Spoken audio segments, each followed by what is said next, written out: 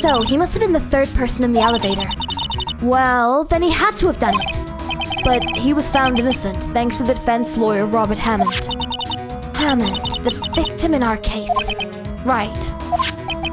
The suspect, Mr. Yogi, was oxygen deprived, so much that he had brain damage. He lost all memory of being in the elevator. After he was declared innocent, he disappeared. Where could Yogi have gone to, I wonder? He may be closer than we think.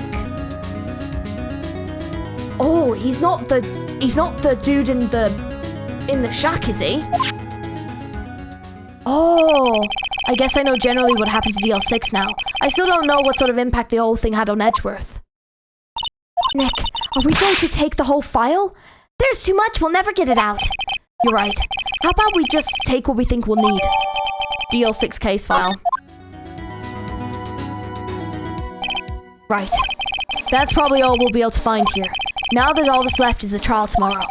I wonder how Dad will do if testifying in court.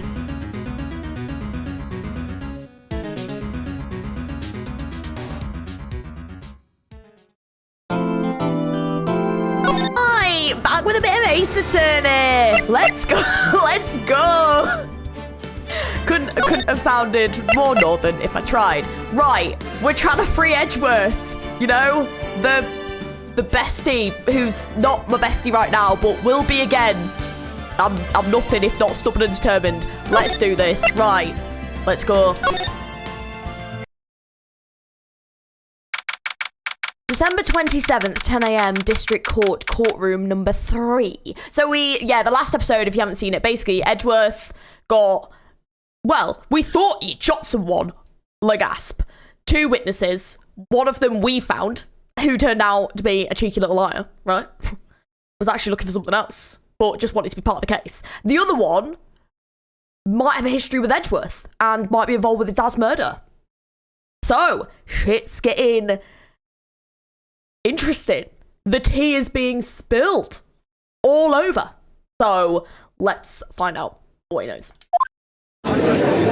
Oh, we've got this lovely other prosecutor to deal with. Court is now in session for the trial of Mr. Miles Edgeworth. The defense is ready, Your Honor. Shit, what was my calmer voice? It's alright, we'll get there. Very well. Apparently the prosecution is ready as well also. Who is the judge here anyway? Mr. Von Karma, your opening statement, please. Very well. No opening statement, so... What? Not so fast, Judge. I was taking a meaningful pause before speaking. I think it's something like that. I can't really remember. Well, I'm sure I'll slip it back into it eventually. It'll be fine. Right, of course. A prediction. Today's trial will end 3 minutes from now. Order! Order! That's one of my favourite things to say from this game. Mr. Von Karma, what is the meaning of your statement just now? You can't object to the statement! Must you question everything? It will be over in 3 minutes. We have no time to waste. I love that I can roll that. 3 minutes. I love that I can do that little arm roll. I love that. It's great. That's a lot of fun. I'll call my witness now. Right. I call my witness, my decisive witness, to the stand. It's that mysterious boat shop owner. Well. Oh, yeah, this dude. Shit, what was the voice I gave him? From when you're a bit busy and you don't have time to play for a bit. Witness, state your profession.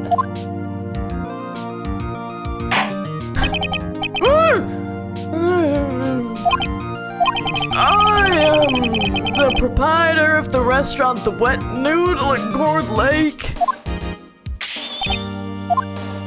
And I also rent boats. The night of the incident, you were in the boat rental shop, correct? Your pa was? Please testify. Wait a second. We still haven't heard who this old guy is. Yeah, raise an objection. Tell me, bitch. Wait a minute. The witness hasn't stated his name yet. Because I did not ask him, Mr. Wright. Bah. I have predicted this trial will end in 3 minutes. Stop asking trivial questions and cooperate. Yeah, right. The witness will state his name.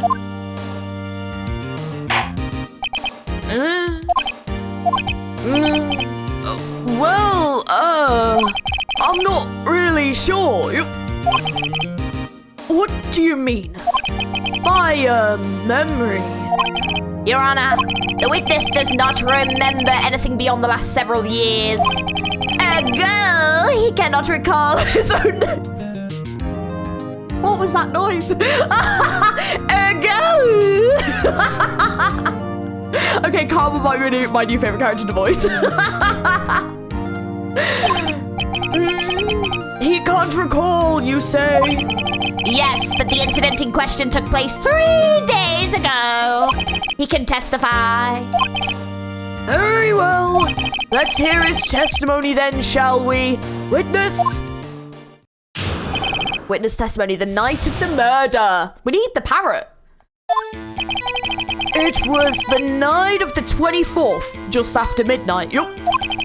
I was in the restaurant where I rent boats as usual.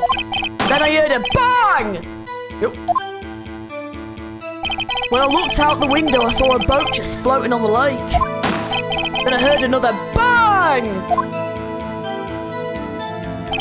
Just about then, the boat comes back to shore and a man walks by my window. Very well. I'd like to begin the cross-examination. There is nothing to question in my witness's testimony. Ergo, no need for cross-examination. Besides, there are only 10 seconds left before our 3 minutes are up. Judge, your verdict now. Yes. Mr. Wright? Cross-examine? What are you on about? What are you saying? Of course I'll cross-examine the witness. Very well, you may begin.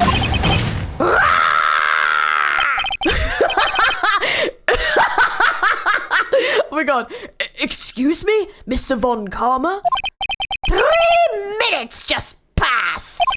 I see. Well then, let's just take our time.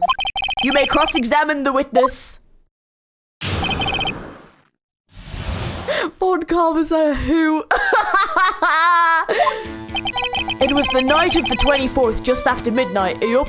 Right, Yep. Just after midnight, you say? Yep. Just around then. Are you sure? Pretty sure, yep. When I talked to you yesterday, you were rather vague about the time. I'm surprised you seem so sure about it today. I asked him and he remembered. Isn't that right?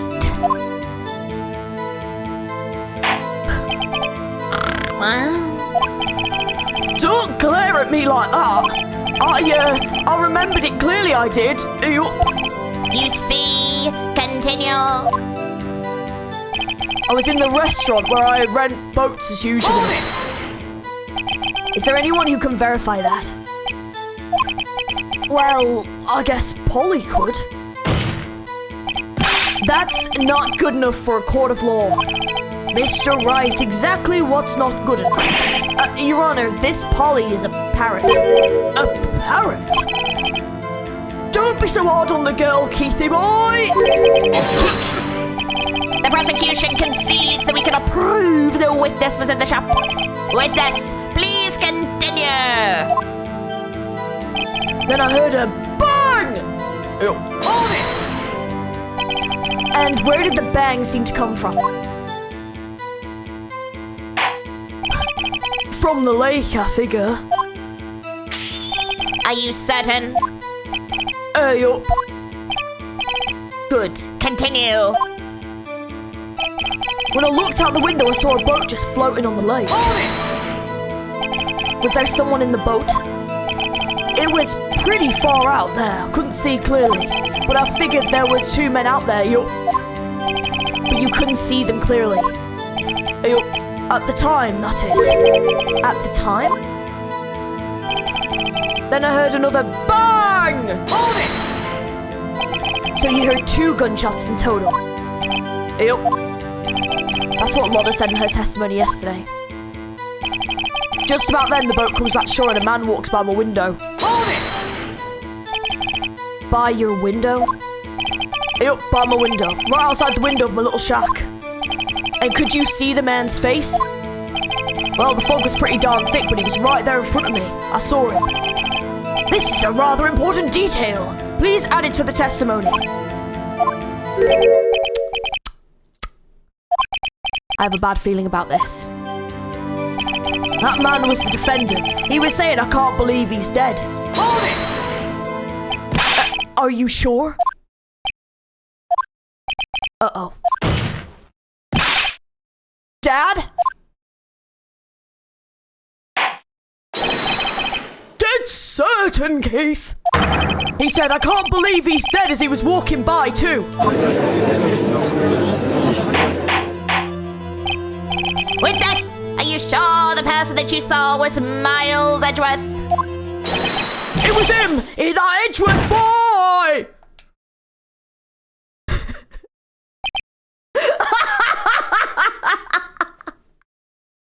Oh, this game is fucking hilarious. This sounds like decisive evidence indeed. I see no room for doubt. Bon Karma. He lured me into a cross-examining so he could set me up for a fall. Nick, I don't like the way things are going here. Everyone in the courtroom is glaring at us. I better act quick or this trial is going to be over.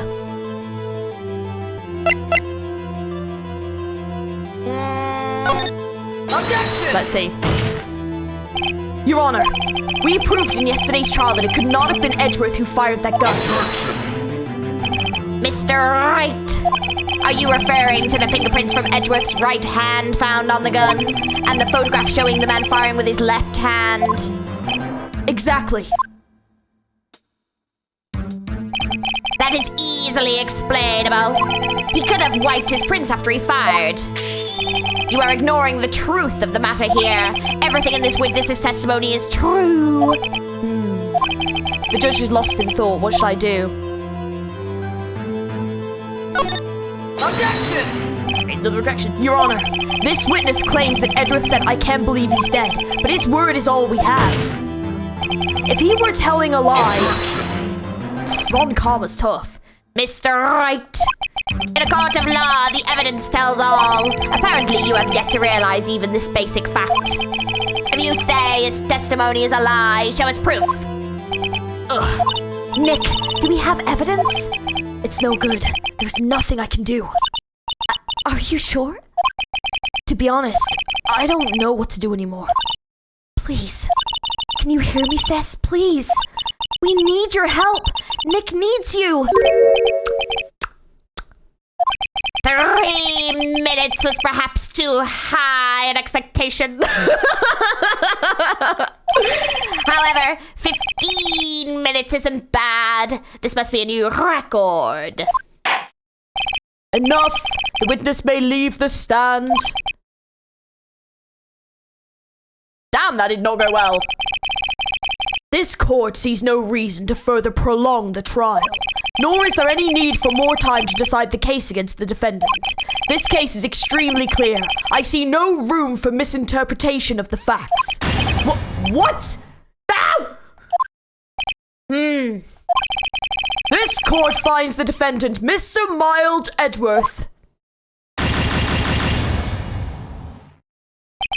The accused will surrender to the court immediately, to be held pending trial at a higher court within a month from today's date.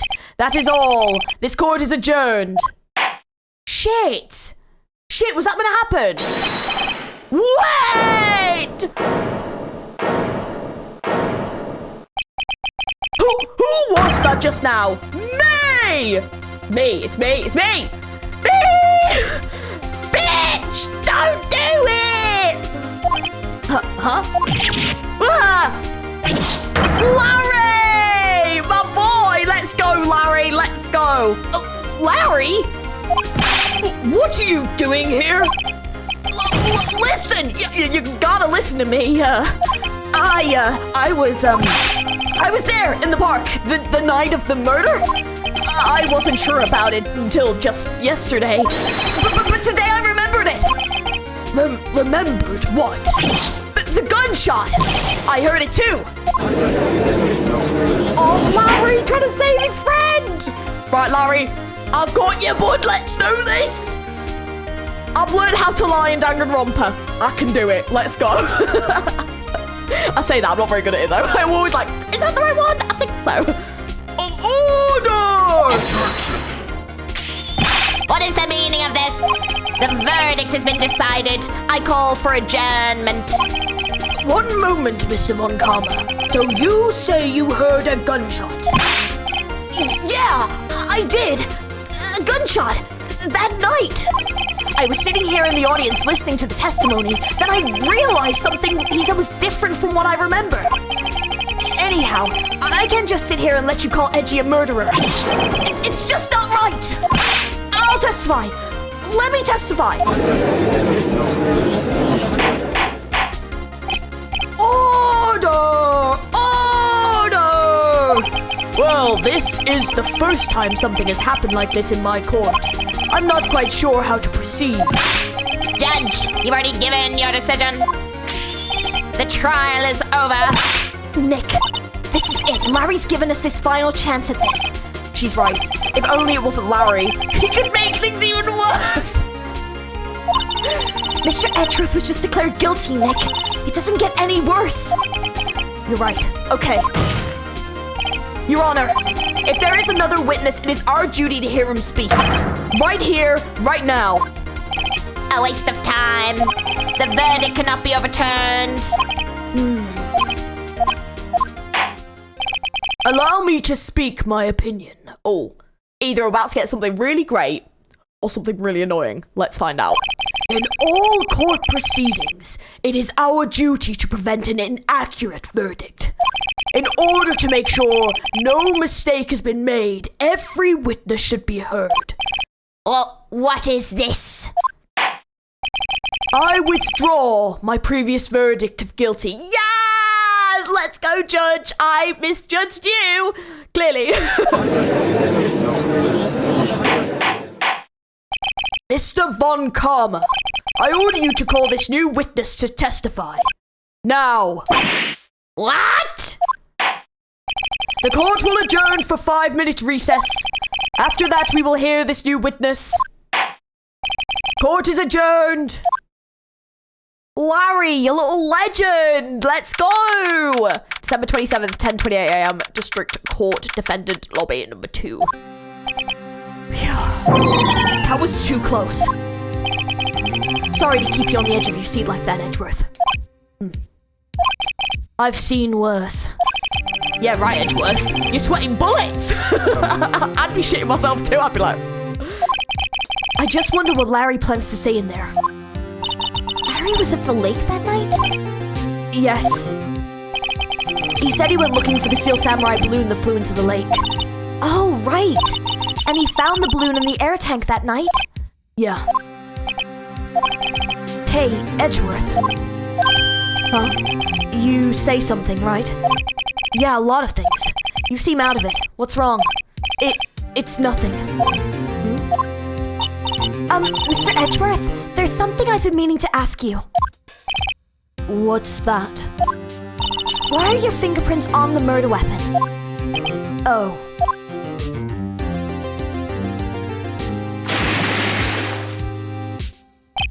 When he fell into the lake, I went into a daze. I couldn't understand what had happened. I couldn't think straight. Then I saw the pistol lying on the floor of the boat in front of me. I picked it up without thinking. I didn't have a reason, really. I see. Right. Yeah? This might be our chance. Our chance? Von Karma has only ever run perfect trials. Perfect trials? Perfectly prepared witnesses, perfectly complete evidence. That's the secret to his success. This is the first time he's ever had to deal with something unexpected. He has to let someone he hasn't even talked to testify before the court. And that someone is Larry. Good old Larry. I've always loved him. We love Larry, you know. I've got it tattooed. You know, we love that boy. He's great. What are you getting at? It's likely his testimony will be full of holes, right? That's right, Nick. No 10-minute trial this time. We'll milk this one for all it's worth. Hey, it was 15 minutes. 15. Everything's on Larry now. God, Larry, please. Please, Larry, have a good story, please. December 27th, 10:35 a.m. District Court, courtroom number 3. Come on, Larry. You've got this, mate. Court is now back in session. Witness, please testify to the court about everything that you saw on the night of December 24th. Right! Leave it to me! Please, Larry, don't mess up this one.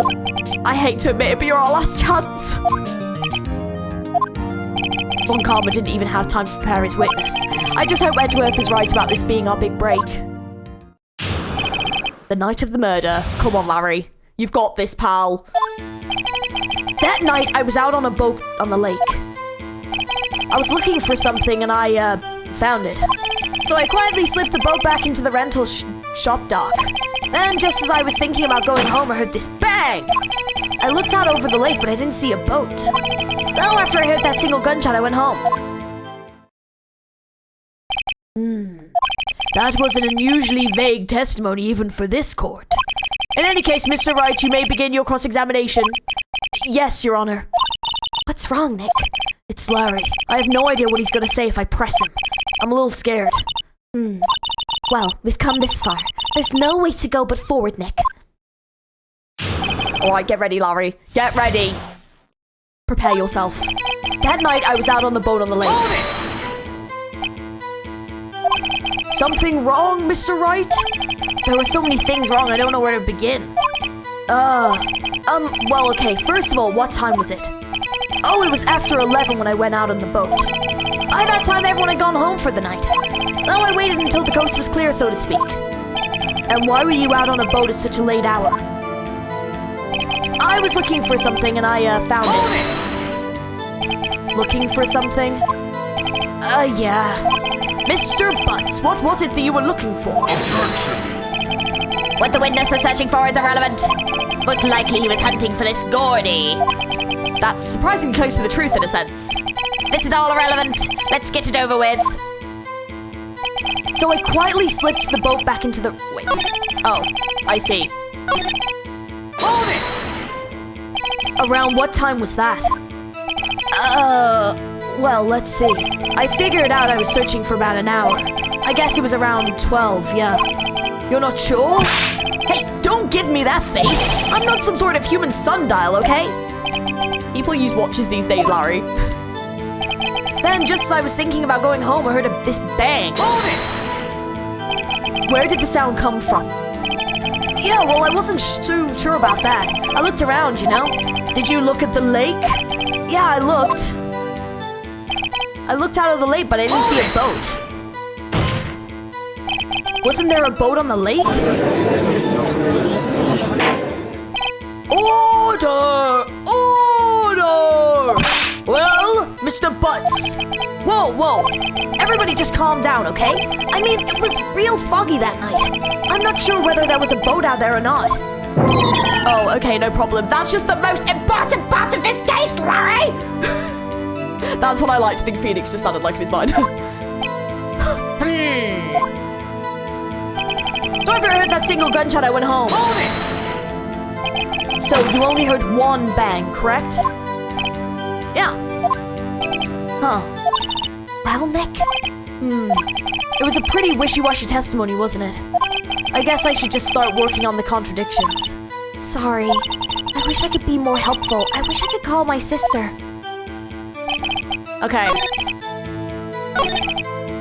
Right, so hang on. So, let me see what I can present. Well, we know that...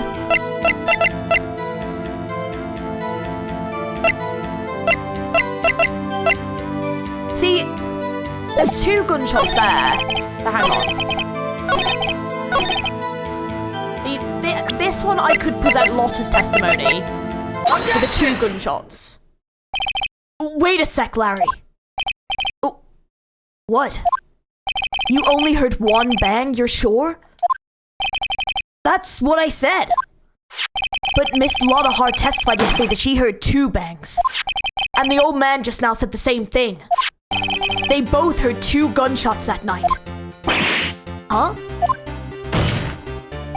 Were you even listening? Were you paying attention at all what they said? Yo, Nick, please! Huh? You know, something's been bothering me. I'm a witness, see? I'm like a customer here. So you gotta treat me nice and stuff, okay? Mr. Butts. What? You only heard 1 gunshot. Are you sure? Well, I'll tell you the truth. I'm not sure. Huh? Not sure? How could you not be sure? Yeah, well, I might have missed the other gunshot. I was, listening to something else. Something else? My radio, dude, with my headphones. Larry! What? Order, and stop that booing!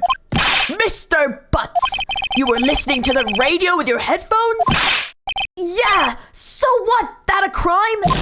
I listen to my radio, everyone listens to the radio. What's the big deal? Mr. Von Karma, your opinion? Waste of time.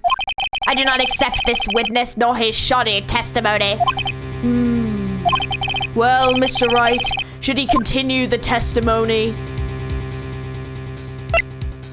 There might be something else in there, though. See, the fact that he looked over, like, he put the boat back in, and from where I'm guessing he was stood was probably near the shack. So the fact that he then couldn't see a boat kind of makes the old guy's testimony look a bit suspicious. So I'm going to continue with it. Your Honor, please allow the witness to continue his testimony. Nothing is more pitiful than a lawyer who doesn't know when he's lost. Very well, Mr. Butts. Please give your testimony and be sure to include details like your radio. Right, leave it to me. I wouldn't if there were another way out of this, believe me. Witness testimony of what Larry heard. It's lonely being alone on Christmas Eve. That's why I was listening to an all-request show on the radio, see? I was listening to it real booming loud-like. But I'm sure I heard that gunshot. I remember exactly what the DJ was saying when I heard it too. You were listening to your radio at a high volume? Yeah, what's the big problem? Can a man listen to his radio in peace? Isn't this a free country? I truly believe Larry has no idea what the problem here is. Judge, can you believe a word this witness says? What he heard was probably nothing more than a drumbeat from the radio. True enough, it is difficult to believe this testimony. Objection! Wait, Your Honor. The witness said he remembers exactly what the DJ said when he heard the gunshot. Excuse me? DJ? An announcer, the guy who says things on the radio. Anyway, what this means is when he heard the sound, no music was playing. The DJ only talks between songs, so he could have heard the gunshot from the lake. I'd like to cross-examine the witness, Your Honor. Very well, Mr. Wright. I can't believe I'm continuing this charade. What Larry heard. Come on, Larry. Come on, Larry. It's lonely being alone on Christmas Eve. So, you turned on the radio? Right. I just wanted to hear someone's voice, you know. You don't know what it's like being out there alone on Christmas Eve alone. I shouldn't have said nothing. That's why I was listening to an all-request show on the radio, see? Do you by any chance remember the name of the program you were listening to? Objection! This has nothing to do with the case, Your Honor. Objection sustained. The witness was listening to the radio. That is all we need to know. Tell us, Mr. Butts, how loud was your radio set to that night? I was listening to it real booming loud like. Real booming loud? Yeah, you know? And you had headphones on? Yep. I wouldn't think you could hear anything going on outside at all. But I'm sure I heard that gunshot. Can you prove that? No, of course you can't. I can't prove it, but I remember that moment real clear. I mean, while I was talking about it, it came back real clear to me, you know? I remember exactly what the DJ was saying when he heard it too. What did she say? Mr. Wright, please cease this pointless questions. What possible good could it come knowing what a radio DJ said to do us? Indeed, Mr. Von Karma is a point. I'll allow the question only if you see some reason why we should care. We should care. We should care, Your Honor. Of course we should. Why? Well, how do you know if we don't ask, Fine, very well. Mr. Butts, please testify to the court. What was the radio announcer saying when you heard the gunshot? Just when she said, hey, it's almost Christmas, I heard the gunshot. Hold it! Are you sure? Of course I am. She had this real sexy voice. Maybe Von Karma was right. I'm not sure how that helps at all. It does help because it puts a timeline on it. Because if she's saying it's almost Christmas, it must mean that it's nearly midnight. This is the most ludicrous testimony I've ever heard, but there is one gleaming ray of hope in there. I've got to press it until we get to the bottom of what happened. Okay, so hang on. There is something in here, apparently.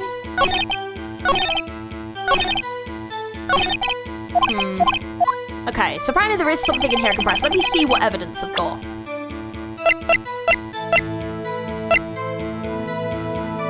See, that was taken at 12:15 a.m. Shows an empty lake taken automatically at 12:24, but then why was there a gunshot? Is it that? See, because I think the timeline matches up to that, I think. But that says 2 gunshots after midnight. I don't think the times are, adding up for this slightly. It's just which one to press on is the problem. But that's interesting. See, because this... I think it's in here. Is there anything else I can press on in here? I don't think there is. I think it's gonna have to be evidence. Yeah, right. I think it's gonna be. I think it's that last one. But it's just which one. This may. Nah, music's still going. Oh, then it might be the other one. Okay, I think it must be this one. Objection! I knew it was one of them two. I was like, it's got to be one of these two because when, like, the sound thing goes off when there's, like, a loud noise. So why would he hear one before? So there's something weird going on here. Larry, are you absolutely sure that's what you're saying is correct? Huh? What's with the face? You look scary, dude. Hey, if you're trying to scare me, you better know I don't scare that easy. Is something the matter, Mr. Wright? Your Honor, did you hear what the witness just said? The DJ said, hey, it's almost Christmas when he heard the gunshot. Indeed, and almost Christmas means it wasn't Christmas. Do you realize what this means? When he heard the gunshot, it was still Christmas Eve. That would seem to be the case, yes. But he should have heard that gunshot after midnight. The photograph is irrefutable proof of this fact. Let's see what the time was on the photo taken when the gun triggered Miss Hart's camera. 25th of the 12th. midnight, 15 minutes after midnight on Christmas Day. This is a clear contradiction, Your Honor. Order! Order! What does this mean? The 2 prior witnesses heard gunshots after midnight. However, this witness says he heard a gunshot before midnight. Judge, the answer is simple. The current witness is plainly mistaken. Just look at him. Suspicion. What? Well, Mr. Wright, what do you think about Mr. Butts' claim that he heard a gunshot before midnight? He's right. We've got to back him up. Larry's not mistaken, Your Honor. He heard that gunshot before midnight. Intriguing. I'm assuming you have evidence for this wild claim. Well, wasn't there evidence that the gun had been fired 3 times? Like, wasn't there evidence for that? Take that! This is my evidence. The murder weapon. Something about this pistol was bothering me, Your Honor. Both of the witnesses who testified yesterday heard 2 gunshots. However, the murder weapon was fired 3 times. When, then, was the last shot fired? See, I brought this up last episode because I was like, it's weird that it was fired 3 times. Or at least, well, if I didn't say it, at least I thought it. Only now have I realized the truth. That 3rd shot was the shot Larry heard just before midnight.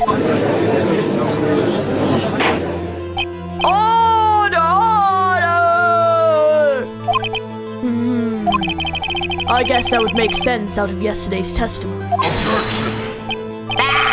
You waste our time again with your empty statements. Yes, the pistol was fired 3 times. But do you have any proof that it was fired before midnight? Do you have any proof that the witness did not think he heard something? Indeed. Well, Mr. Wright, there's no turning back now. Do you have evidence that proves there was a gunshot before midnight? Do I? Do I have evidence?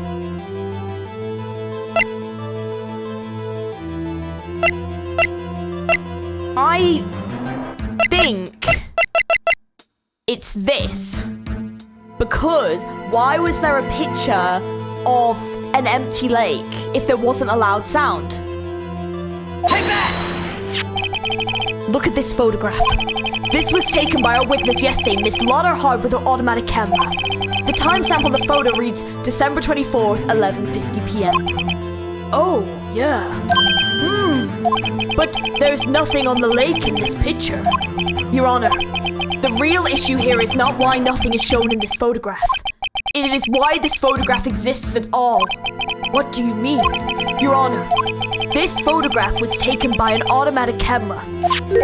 That camera was set to go off in response to loud noises. Ah. Correct. There was a loud noise on the lake at 11:50 p.m. That is why this photograph was taken. In other words, there was a gunshot at the time that Larry claims. Yes, Phoenix! Order! That would make sense of the evidence we've seen so far. However, this leaves me wondering exactly what did happen that night on the lake. Exactly. If this is true, there were 2 sets of gunshots separated by 25 minutes. One at 11:50, another at 15 minutes after midnight. Why, I ask you, why? Uh-oh, I better think of something quick. Wait a second. Gunshots separated by 25 minutes. Ah! What's wrong, Nick? I have it. Huh? Remember the case with the Seal Samurai? Huh? Yeah, of course I remember. The murderer in this case had the same idea as the murderer in that case. What do you mean? Maya, Yes. if we don't figure this out now, we'll never overturn Edgeworth's guilty verdict. I've got a hunch and I'm gonna run with it. Right. I mean, is this safe? Safe? We've already gotten a guilty verdict. We have nothing to lose. You just watch and let me know if I say anything that sounds fishy, okay? Right, Nick. Your Honor. Yes, Mr. Wright? The testimony just now has cleared up this entire case. What do you mean, Mr. Wright?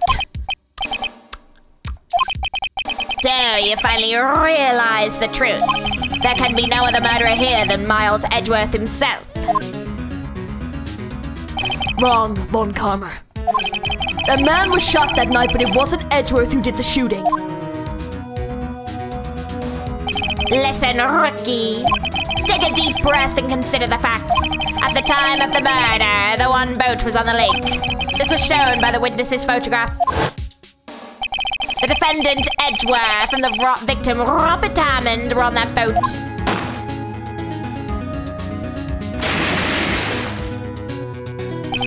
There was a gunshot fired on the boat and Robert Hammond fell into the lake.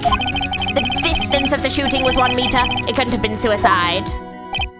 Well, the guilty party is to be the other man on the boat. I admit it is hard to imagine any other possibility. Yes, But this assumes that the victim was shot at 15 minutes after midnight. What do you mean by that, Mr. Wright? We have photographic evidence at the time of the shooting. The timestamp on that photo says 15:15 midnight. But Larry heard a gunshot 25 minutes before that. Robert Hammond was killed then, 25 minutes before the shot on the lake. That's the only way that Edgeworth could be innocent.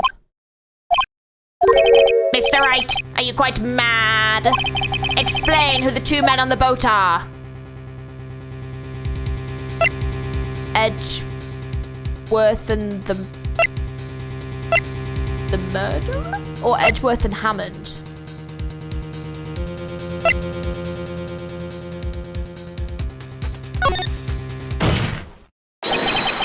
Of course, it was Edgeworth and the murderer. So what he's saying is basically the person killed Robert Hammond before, disguised himself as Robert Hammond, and then Edgeworth shot him, I think, maybe? After the murderer killed Robert Hammond at 11:50, he assumed the guise of Mr. Hammond and met Edgeworth.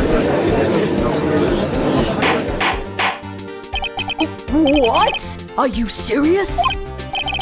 Yes, Edgeworth won't tell us why he went to the lake that night. However, I have a hunch. That night, Robert Hammond called Edgeworth to the lake. Now, Edgeworth didn't know Robert Hammond's face that well. That's why he didn't suspect anything when the murderer took Robert Hammond's place. I'm not sure what to make of all of this. Ludicrous. Mr. Wright, tell us the name of the murderer then. The murderer's name? Right, it's, I don't know. Actually, I don't know the murderer's name. You don't know? Again, you waste my time. I don't know because he never told us. The murderer is the caretaker of the boat shop, that old man. At 11:50, he was the one who killed Robert Hammond. The caretaker of the boat shop? Where did he do this? There weren't any boats on the lake then. Why would he go all out on the lake just to shoot someone? May I suggest that the real scene of this crime was not on a boat? What? Well then, where did the murder take place?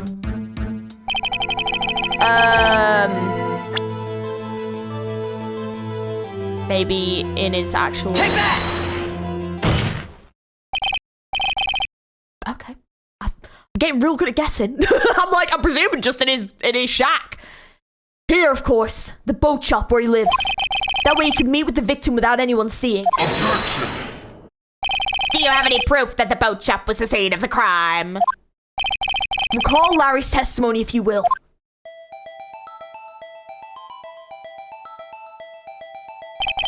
That night, he was out on the lake in a boat searching for something. He finds it and returns to the boat. Then, just as he's starting to head for home, he hears a gunshot. He heard a gunshot, Your Honor. Even though he was wearing headphones at the time, yeah, so he would have had to be nearby, yeah. That's kind of what I thought anyway. In other words, the gunshot was very, very close by. And where would that be if he had just returned a boat? The boat shop. He's good. Phoenix is so good. Mr. Wright, what happened that night on Gourd Lake? Please tell the court from the beginning. Yes, Your Honor. Nick, are you sure about this? Not really. But I think if I start at the very beginning and I take it slow, I might be able to figure this out. That night, the caretaker of the boat shop called Robert Hammond into his shop. Bloody hell! This was around 11:50. That was when the gunshot that Larry heard was fired. After that, the caretaker put on Robert Hammond's coat. He became Robert Hammond. Then he got in the boat with Edgeworth and went out into the middle of the lake. Then, who fired the pistol on the boat, Mr. Wright? I think it was Edgeworth, actually. It was Miles Edgeworth. Nick, how could that be? Wasn't it the old man holding the pistol? Oh, yeah, good thinking. That was easy, Nick. I'm worried. Well, it's because the... Oh! Sorry, ignore me, because technically that evidence is for the body, isn't it? Sorry. I thought it was... Yeah. Of course, it was the murderer who shot the pistol. He shot twice, both Miss Edgeworth on purpose. Wait a minute. Yes? Why would he shoot twice if he didn't mean to hit anyone? Details. Know this, Mr. Wright. The moment you run out of explanations is the moment you lose. Tell us why the murderer had to fire twice. To create a witness or because the first shot missed? Ooh, that's a good question. It's probably to draw attention. I believe he shot twice to create a witness, Your Honor. Create a witness? The murderer lifts his pistol and fires one shot. That ensures that anyone who heard the shot would look at the lake. Indeed, Miss Hart did exactly that after hearing the first gunshot. Next, the murderer waits a bit and then he fires again. Then, the murderer jumps from the boat himself, leaving the pistol in the boat behind him. I see. To someone looking from the edge of the lake, it would appear that one of the men on the boat had shot the other. The murderer didn't know about the automatic camera, of course. That's why he shot twice to draw attention to the boat. Once you realize that, everything else falls into place. The boat shop caretaker swam back to his shop. Then he put Mr. Hammond's wet coat back on the body and threw the body into the lake. This is what happened, Your Honor. These are the events that transpired that night on Gourd Lake.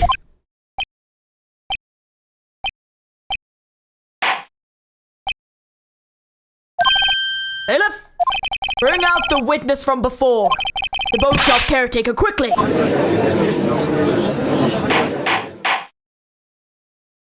Damn. That's good! If that's what's actually happened, holy shit. Very well. While we're waiting for the caretaker, I would like to ask the defendant, Miles Edgeworth, a few questions. Mr. Edgeworth, please take the stand. Mr. Edgeworth, you heard what the defense has said? Yes. Well, why did you go out to the lake that night? What Wright has said is mostly correct. Astonishingly so, actually. Yes. Several days ago, I received a letter. The letter was signed Robert Hammond. He asked me to come to the boat shop by the lake at midnight on Christmas Eve. He said that he had something very important to discuss with me. Something important? I'm sorry, I can't say what it was. Your Honor, sir! Bailiff, we're conducting a trial here. I ask that you remain quiet. The witness has disappeared! He isn't at the boat shop either! What? What should I do? How to... I love just doing annoying voices. It's so good. Find him quickly! We cannot allow him to get away. Damn! Plot twists. We love a good plot twist. Mr. Von Karma, your witness has disappeared. A search warrant has already been issued. It goes without saying that I cannot declare a verdict under these circumstances. I will extend the trial until tomorrow, the final day allowed. I request that the police department utilize all its forces to find that witness. Am I understood?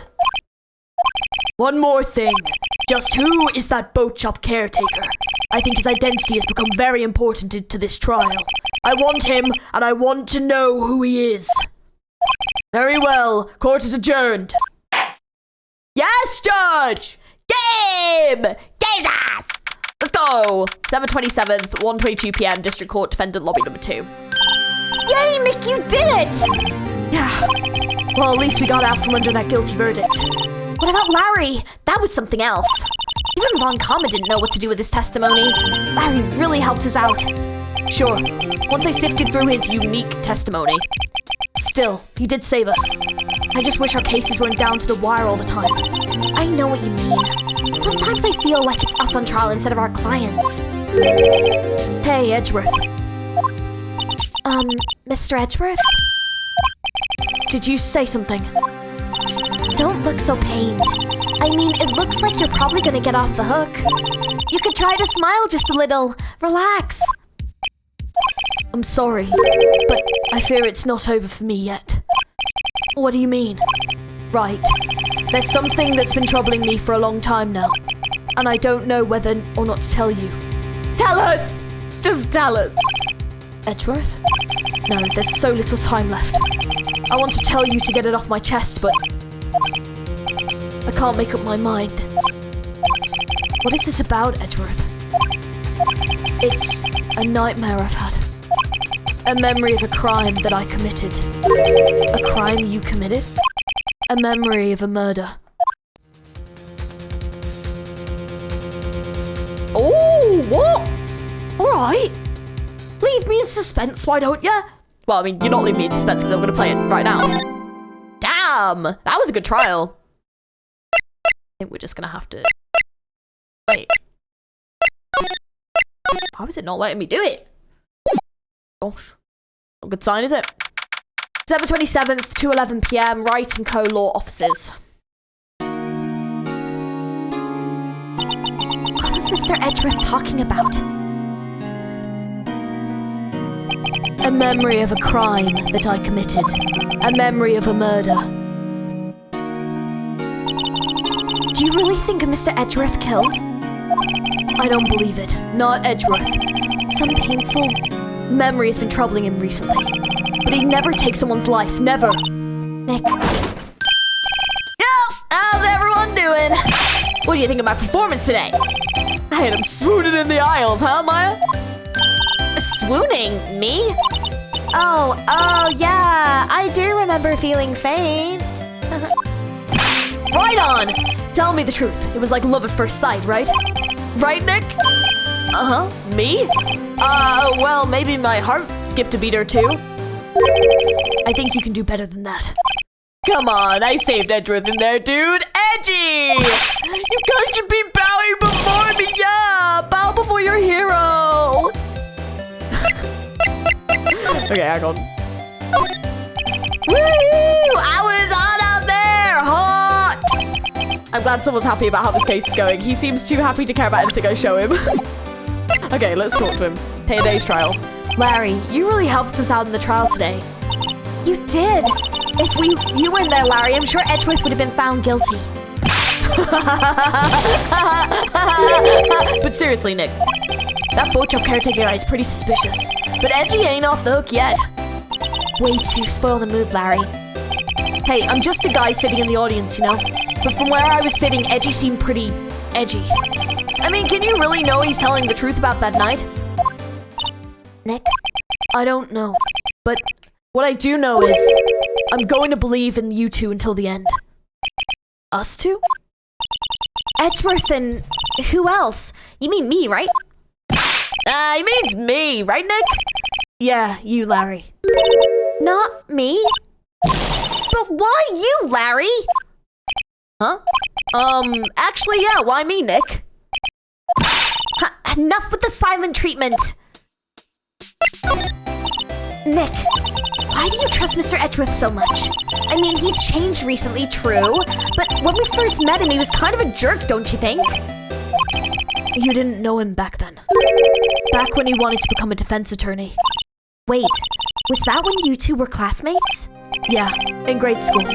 They saved me, Miles and Larry. They saved me and I'll never forget it. That's why I became a defense attorney, you know. What? Hey, Larry, what's he talking about? Huh? Sorry, I kind of forgot.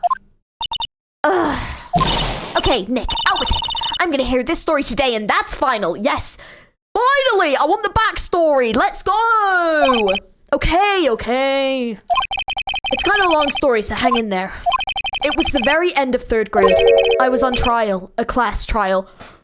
Danganronpa! He was in Danganronpa, I knew it. No, I'm joking. All the games are crossing over at the moment.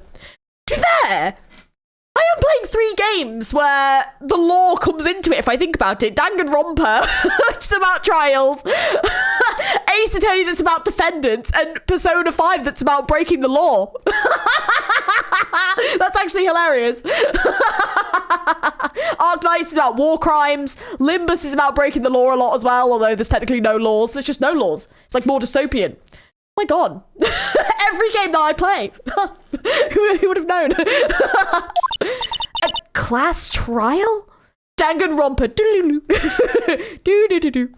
Crossover. The crossover I've always wanted. That would actually kind of be a sick crossover, I'm not gonna lie. You remember, Larry? Spring, end of 3rd grade? A kid in our class got his lunch money stolen. Lunch money? Our school was really small. Every month, kids would bring an envelope with money for lunch from home. I see. Anyway, this kid's envelope disappeared with $38 still inside.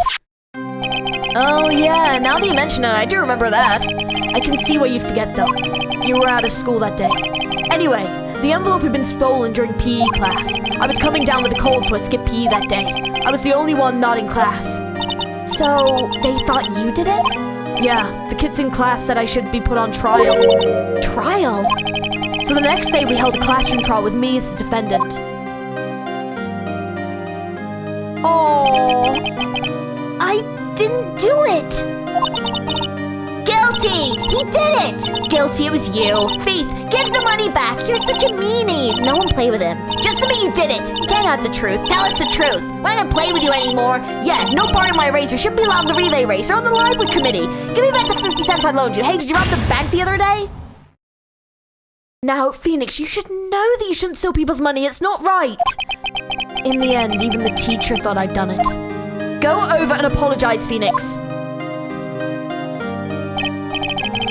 I didn't know what was happening. I was so sad, I couldn't stop crying. Poor Phoenix! Aww! Everyone was staring at me like I'd done it. I tried to apologize. I even went to the boy whose money was stolen. Was sitting. That's when it happened. The first objection. He shouldn't have to apologize. The only thing that belongs in the trial is evidence. Anything else has no place. You should all be ashamed. Amateurs. Miles? Oh! It wasn't you who stole my money, was it? Oh, it was his money that got stolen? No. Then you shouldn't apologize. Everyone's been shouting you did it, but no one has any proof. That's why, Your Honor, this boy is innocent.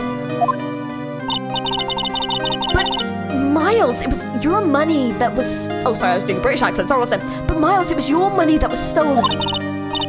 Yeah, he did it. We don't need proof. Make him say he's sorry. Why don't you all just shut up? Oh, that's Larry.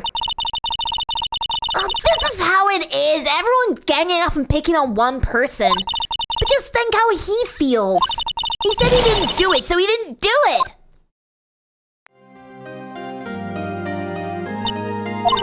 Very well. I will replace the money myself. This class trial is over. Oh, that's how it happened. After that, the three of us were the best of friends. Wow, I had no idea. Yeah, I had no idea either. I mean, I forgot. That's when I learned what it meant to be alone. Totally alone without a friend in the world. You did a good thing, Larry. Yeah, well, I was just lucky that it took the day off from school.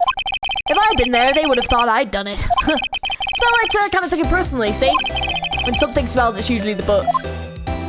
Oh, there's the backstory of how they became friends.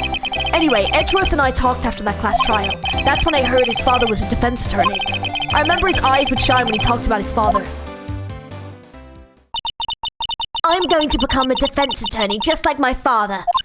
A famous defense attorney. And then a few months later, he suddenly transferred to another school.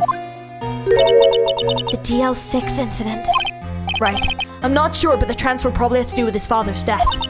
That's so sad. It was several years later when I heard Edgeworth's name again. There was an article about him in the newspaper. The headline was something like Dark Suspicions of a Demon Attorney.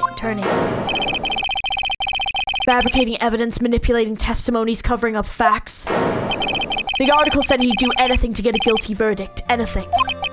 But why? What happened? I mean, that's not the Edgy I used to know at all. That's what I thought too. I tried to get in touch with him I don't know how many times, but he never replied. I guess he didn't want to see his old friends. I couldn't just drop it though.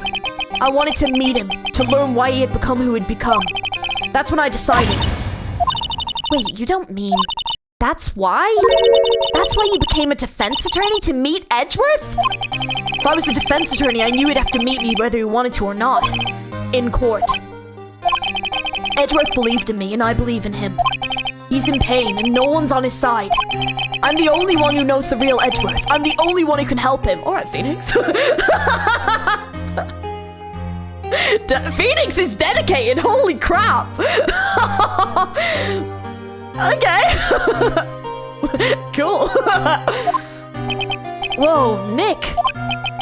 So, is that why you helped me out for free? Yeah. I helped you because I believed in you. Except I don't remember saying I'd do it for free. Oh, Nick! Nick! We have to save Mr. Edgeworth. It's the last thing we do, okay? Right. Very well, maybe. First, there's that rental boat shop caretaker. We need to find out who or what he is. I'd settle for who. I guess I can clean out some of this evidence I no longer need. Okay, let's go. Yeah, I think that's everything. Right, is there anything we can present to him? Okay, some of it's gone. Okay. Still got Polly. Okay. Right. Alright, so let's see where we can go. Okay, let's go to a few different places. December 27th, Detention Center Visitors Room. You look as grim as always. Mr. Edgeworth, I heard the story about the class trial. Class trial? What do you mean? You don't remember? No, I don't. Your lunch money was stolen, wasn't it, in 3rd grade? Lunch money? Oh, right. Yes, I seem to remember something like that. Nick, I think you're the only one who really remembers. Well, it probably only really mattered to me anyway. Mr. Edgeworth, didn't you know? That trial was the reason Nick became a defense attorney. Ridiculous. Gee, thanks. That said, it does sound like the kind of thing you do. You haven't changed a bit, have you, Wright? So simple to a fault, even. Well, maybe, yeah, but I think you changed too much, Edgeworth. Perhaps. Wait, that's so sad! Oh my god! It's like Phoenix didn't change from the person that Edgeworth knew, but Edgeworth changed so much because of what happened. That's really sad. Sorry, I'm not sure I can help you with that. Oh, that's okay. Let's talk to him. Why prosecute? Hey, Edgeworth, why did you become a prosecutor anyway? You used to look up to your dad. You said you wanted to become a defense attorney, right? I couldn't let myself deny reality like you. What do you mean? My father was taken from me and you want me to defend criminals. I'm sorry, Wright, but I'm not that good of a person. One suspect was apprehended in your father's murder, right? Yes, the man trapped in the elevator with my father. His name was Yanni Yogi. He had to be the shooter any way you look at it. Yet he was found innocent. That defense attorney got him off the hook. That would be Robert Hammond. On that day, 15 years ago. The 3 of us were trapped in that elevator for 5 hours. When we were rescued, we all suffered oxygen deprivation. I had lost all memory of the murder. Lost your memory. Even now, I can't recall what happened in that elevator. That was the crux of Yogi's attorney argument in court. He claimed Yanni Yogi had not been of sound mind due to oxygen deprivation. Yogi was released due to a lack of evidence. Innocent. That's when I changed my mind. I started to hate defense attorneys. Prosecutor Von Karma. What's your relationship with Von Karma? He's my teacher and a man who deserves respect. I learned everything I know of the courtroom techniques from him. So he's like my sister was to you, Nick. He is a perfectionist in all things. In court, in his personal life. He is obsessed with doing everything perfectly. Perfectly, huh? In all cases he has taken on, none were left unsolved. And not one suspect was declared innocent, ever. But that's... I know. It's possible some of the suspects were indeed innocent. However, it's impossible for us to accurately determine that in every case. All Von Karma does is his job to find the suspect guilty perfectly. In any case, it's nigh well impossible to find a weakness in him. Should a weakness appear, he would do everything in his power to make it go away. Edgeworth? What if your saying is true, you're headed for a guilty sentence tomorrow? He's right.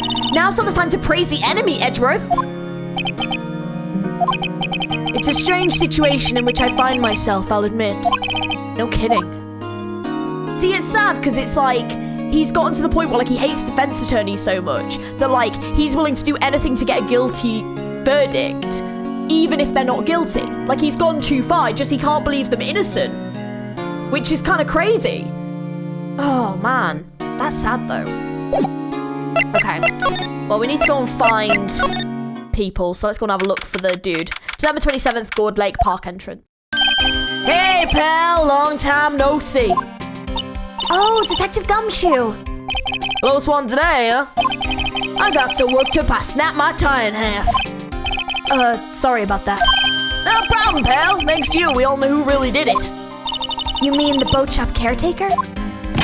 Look, I'll make you a promise. I'll have that scoundrel in my custody by trial time tomorrow. Come what may. It's my duty to you as a police officer. Now I'm off to catch me a criminal. Detective Gumshoe sure is active today. Oh, one other thing. No one can go into the woods today. The woods? Where Lotta was camping. The woods are off limits to camping, and apparently the park ranger found out. He's got a pretty mad, no one can go in for a while. I guess Lotta's in a lot of trouble. Anyway, I'll be seeing you tomorrow. But see, isn't that like the perfect place to hide? I feel winter's chill from the bare leaf trees today. Oh, what is it about winter that turns people into poets? I don't know, my toes are starting to feel numb. Yeah, my poetry has that effect on some people. The sign says Gourd Lake Nature Park. This place is full of families picnicking on a weekend. But no waterfall. Not many picnickers come here for spiritual training, Maya. Alright, well then, let's move. So, we've been here, we've been here, we've been here. It's over here then. December 27th. Looks like Detective Gumshoe hasn't gotten back yet. Gumshoe? He won't be coming back today. Oh, really? He said there was some guy he had to arrest by tomorrow. Boat shop caretaker. He shouted something about catching him if it's the last thing I do, pal. Good luck, Gumshoe. Alright.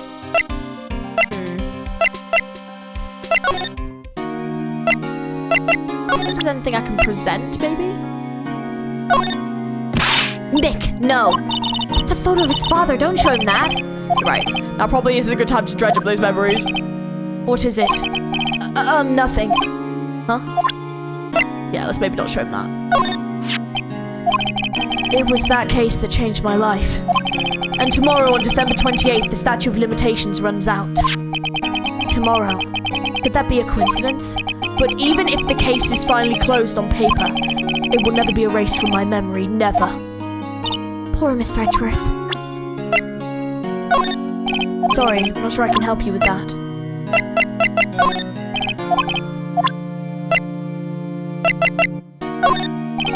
Okay.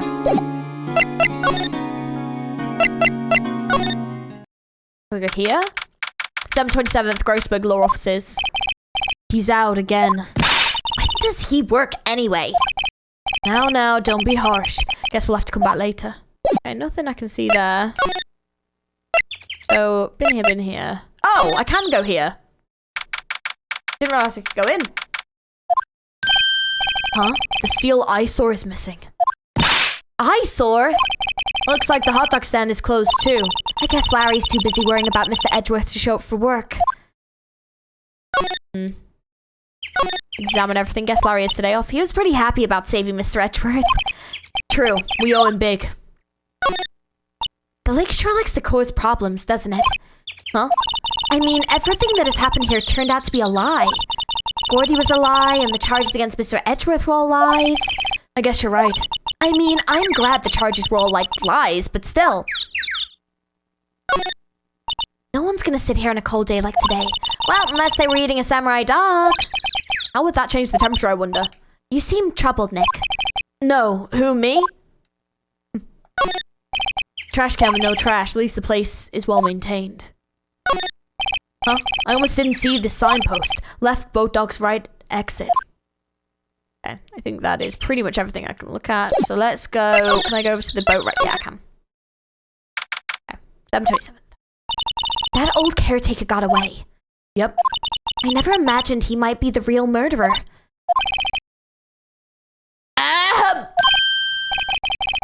I know that clearing is for float anywhere. Hello. What might you be doing here? Out for a walk? Ah, the days of my youth, like the scent of a fresh lemon, you see. Mr. Grossberg? This is no time for idle reminiscing. Mr. Edgeworth's trial ends tomorrow. That is true, yes. But from what I saw of today's trial, Edgeworth should be fine, right? Well, I'm not so sure about that. What do you mean by that? Well, I'm not sure. If you find anything out, come by my office at once. I may be able to offer you some assistance. Thanks. Bye. What do you think Grossberg was doing here anyway? Who knows? That is weird. The boat rental shop. Doesn't look like anyone's around. The caretaker must have run for the hills, huh? Yeah, looks like it. He didn't seem like a bad person. No, he didn't. There are some boats floating at the dock. The murder took place in the boat from this dock. Apparently, the police took away the actual boat that was used that night. Indeed, there's space for one more boat at the dock. There's a forest here behind the bushes. Nick, the forest, there's someone in there. You're right, there's a few policemen in there. They must be looking for the caretaker. Good luck. Can we go inside? Oh, Polly's still here. December 27th, caretaker shack. Nobody's home. Hello. Hello. What? Hey, it's Polly! I wonder where your owner's gone, Polly. Hello. Hello. What? I can't believe he'd run off and leave his poor parrot to fend for herself. Hello. Hello. What? Okay, this seems to definitely... Okay, let's have a look. Everything's cold. Looks like he didn't turn his heater on. I guess he hasn't been back since the trial. That fishing pole looks expensive. Maybe we should bring it to Detective Gumshoe. Don't you think the caretaker would mind? Well, we can just leave him the metal detector in exchange. Maybe we'd be better not. Ah! What's wrong? Huh? Oh, never mind. What? Tell me. Just when I saw the TV, I remembered. They're showing a Pink Princess special this week. Oh. See? That's why I didn't want to tell you. This reminds me, Nick. Polly here knows the number to the safe, right? Yeah, that's right. Polly, what's the number to the safe? 1, 2, 2, 8. Ah! Let's open it, Nick. Come on. I'm sure there isn't any money in there. But hey, he keeps it locked, right? So there must be something of value in there. I'm not so sure. Okay, Nick, let's see what's in there. I guess there might be a clue or two. The only thing in here is a letter. A letter? Boring! There's no name or signature on this thing. It's handwritten in very precise, clear letters. Get your revenge on Miles Edgeworth. Edgeworth? Nick, why on earth was Mr. Edgeworth's name be on here? How should I know? I'm gonna read the whole thing. Get your revenge on Miles Edgeworth. It all says this is your last chance. Now is the time to get revenge on the two men who ruined your life. The rest of the letter goes on to describe the murder plot in detail. How to kill Robert Hammond and frame Edgeworth. Pulling Edgeworth out to the lake, getting on the boat, firing twice. This is exactly what I figured out today in court. It's all here in perfect detail. What do you think it means, Nick? I don't know, but it looks like these are instructions for that caretaker. When he killed Robert Hammond and called out Edgeworth, he was following instructions. But who could have written that letter? And what does it mean to get revenge on Miles Edgeworth? Look, I don't know, okay? But one thing's for certain. This letter is an amazing clue. There you go. Letter from the safe was added to the court record. Say, Nick, don't people usually put pictures of fish up on the wall to boast about them? Yeah, I guess so. You mean pictures of the fish they caught, right? Right, but don't all the fish on the wall look really puny to you? Well, you know what they say. You should have seen the one that got away. Except the one that got away from us was the caretaker. And we did see it. Why do I feel like we're having two different conversations here? I was wondering if they were like hiding a bullet hole or anything. Maybe I should take care of Polly, Nick. You probably shouldn't just kidnap her. The police know about her anyway. I'm sure they'll do something. Well, okay. Sorry, Polly. He says I can't take you. Great, now the bird's gonna hate me. It doesn't look like he used this kitchen much. You're right. I guess the whole pasta restaurant thing was a lie. Well, you thought he was telling the truth? Anything else to look at, or is that it? I think that's about it in here, isn't it? Well, we found the letter. I think we should probably maybe take that letter to... We can probably take that letter to the offices, right?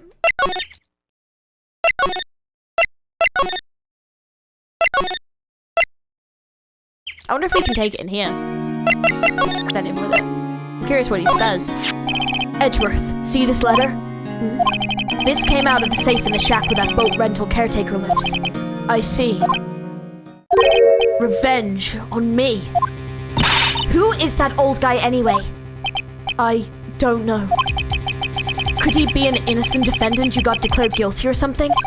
Nice, right? But I don't remember that old man, not at all. So he was following this letter then? Which means there was someone else behind it. Now is the time to get revenge on the two men who ruined your life. Two men, meaning myself and Robert Hammond? It also says this is your last chance. Last chance? Wait, maybe he's talking about the statute of limitations on the DL6 incident. Wait, that old man. What is it? Do you know who he is? Yogi. Could he be Yogi? Yogi? The suspect in the DL6 incident, the one who was found innocent. Could be. But see, the question is, why would he want to get revenge? Like, because they didn't technically ruin his life, right? Oh, is he not here? Realized. Yanni Yogi was a court bailiff at the time. We just happened to be in that elevator together 15 years ago.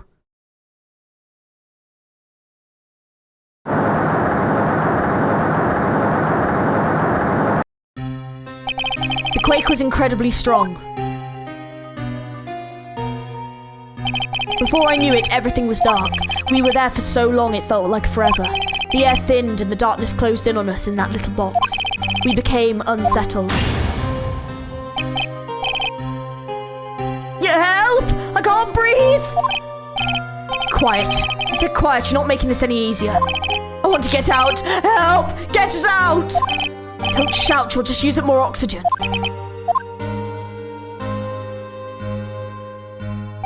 That's all I remember. When I came to, I was in a hospital bed staring up at the ceiling. In court, Yanni Yogi's mental condition was called into question. They claimed the oxygen deprivation and stress had caused temporary insanity. In the end, the claim passed in court and Yogi was found innocent. But isn't that strange? This letter tells him to get revenge on Edgeworth. Why would he want to take revenge on you? Right. Yeah? There's something that's been troubling me these last few days. I didn't know whether or not I should tell you. You mean the nightmare? It's a nightmare I've had. A memory of a crime that I committed. A crime you committed? A memory of a murder. I think the time has come to tell all. Oh, let's go. Let me in there. For the last 15 years, I've had the same dream almost every night. I wake up in fearful sweat every time. What kind of dream? It's a dream about my father's killing in the dark. Help! I can't breathe! Quiet. I said quiet. You're not making this any easier. I want to get out. Help! Get us out! Don't shout. You'll just use up more oxygen.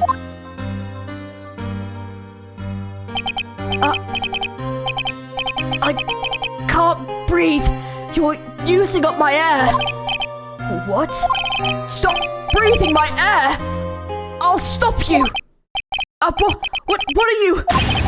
Stop breathing my air! No. Father! He's attacking Father. Then I see the pistol lying by my feet. I don't know if it was evidence from the day in court or the bailiffs. In a daze they pick up the pistol. Get away! Get away from my father!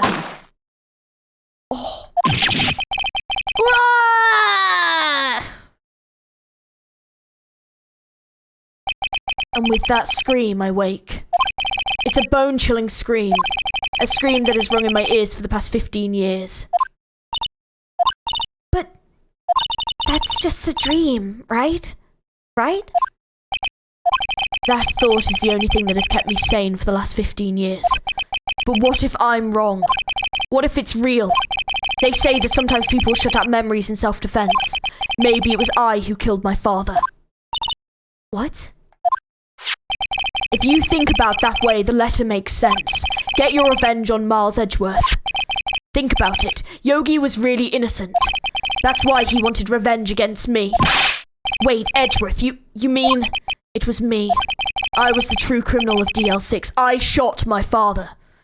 Yeah, but like that was... Like you were trying to protect him. Like it was an accident and he was a kid and he was oxygen deprived. This is bad. What are we gonna do, Nick? What can we do? I don't know. I don't think there is anything we can do, like it or not. If there's someone else who knows a lot about DL6 incident, maybe. There is, Nick. There is someone else who knows a lot about DL6. Shit. See, the thing is that really then, it's kind of like no one's fault. Like at the end of the day, like, if they were all oxygen deprived, yes, he was like maybe attacking his father, but didn't necessarily, maybe wasn't trying to kill him, and then the gun, he accidentally shot him. Like, a lot of it can kind of add up, but the thing that's not right is now, obviously, Yanni Yogi got blamed for it, but he was innocent. But maybe he wanted revenge because he got found guilty even if he was innocent, that it wasn't his fault, but he was still found guilty, and that is obviously still going to affect him and his career and his life and everything. And then if Miles Edgeworth was actually the one that shot the gun, then like, yeah, I can understand him wanting revenge, but then the fact that he's gone to this extent and is trying to frame Edgeworth and just murdered someone, yeah, that's not right. December 27th, Grossberg Law Offices. Mr. Grossberg. Oh, hello there. What's wrong? You look troubled. No kidding. I can't believe you're not. My. Just calm down and tell me what happened, hmm? It's Mr. Edgeworth. He...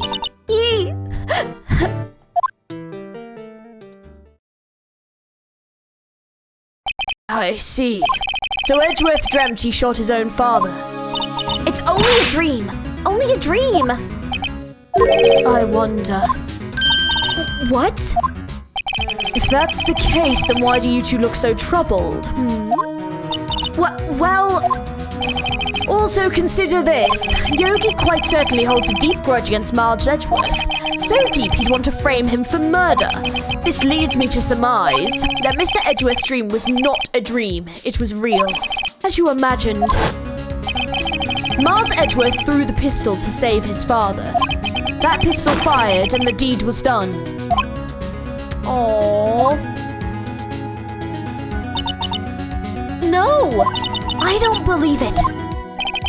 Yogi was suspected of murder and his career as a bailiff was irrevocably wrecked. Thus he sought revenge on Miles Edgeworth. This was his last chance, of course, with the statute of limitations so close. Damn. Gregory Edgeworth. What do you know about Edgeworth's father? He was a defense attorney without peer. It sounds trite, but it's true. Well, he may have had one peer now that I think about it. Your mentor, Mia Fey. My sister? Gregory Edgeworth was very disapproving of Mr. Von Karma's techniques. That's no surprise. Von Karma is an extreme man. Forged testimonies and evidence are nothing to him. The result here is a perfect win record in court. To beat him, Gregory Edgeworth tried to call attention to his methods. And? He lost, and died in despair, as it were. I see. Spirit medium. When Gregory Edgeworth was killed, the police called it a spirit medium. That was your mother, Misty Fey. I am Gregory Edgeworth. I have been killed. The one who shot me was the bailiff, Yanni Yogi. Yet Yogi was found innocent. That's when my mother left us. Everyone called her a fraud. That's right, everyone thought she was, you see. Yet now that I think about it, it seems the one who lied was Gregory Edgeworth's ghost. Gregory Edgeworth must have known who shot him. I don't believe it. So you're saying he falsified his testimony? That Edgeworth's dad lied to protect his son? It's only a possibility, mind you. But a possibility nonetheless. Show him this. Oh, so this is the letter. It does seem that Yogi was following this letter when he killed Hammond. But why kill Robert Hammond? Hammond was a skilled defense attorney, but he defended clients not for their sake, but for his own. Huh? His own sake? He never trusted his clients, that one. The only thing he trusted was his own ability. But he got his client found innocent, so why should it matter? Actually, my dear, it's quite different. He won that innocent verdict for no one but himself. Yogi was a free man, but socially he was ruined. Huh? You'll understand soon enough. Wait. What is it? This letter. I've seen this handwriting somewhere before. A long time ago. Whose handwriting was this? Do you have any idea who wrote this?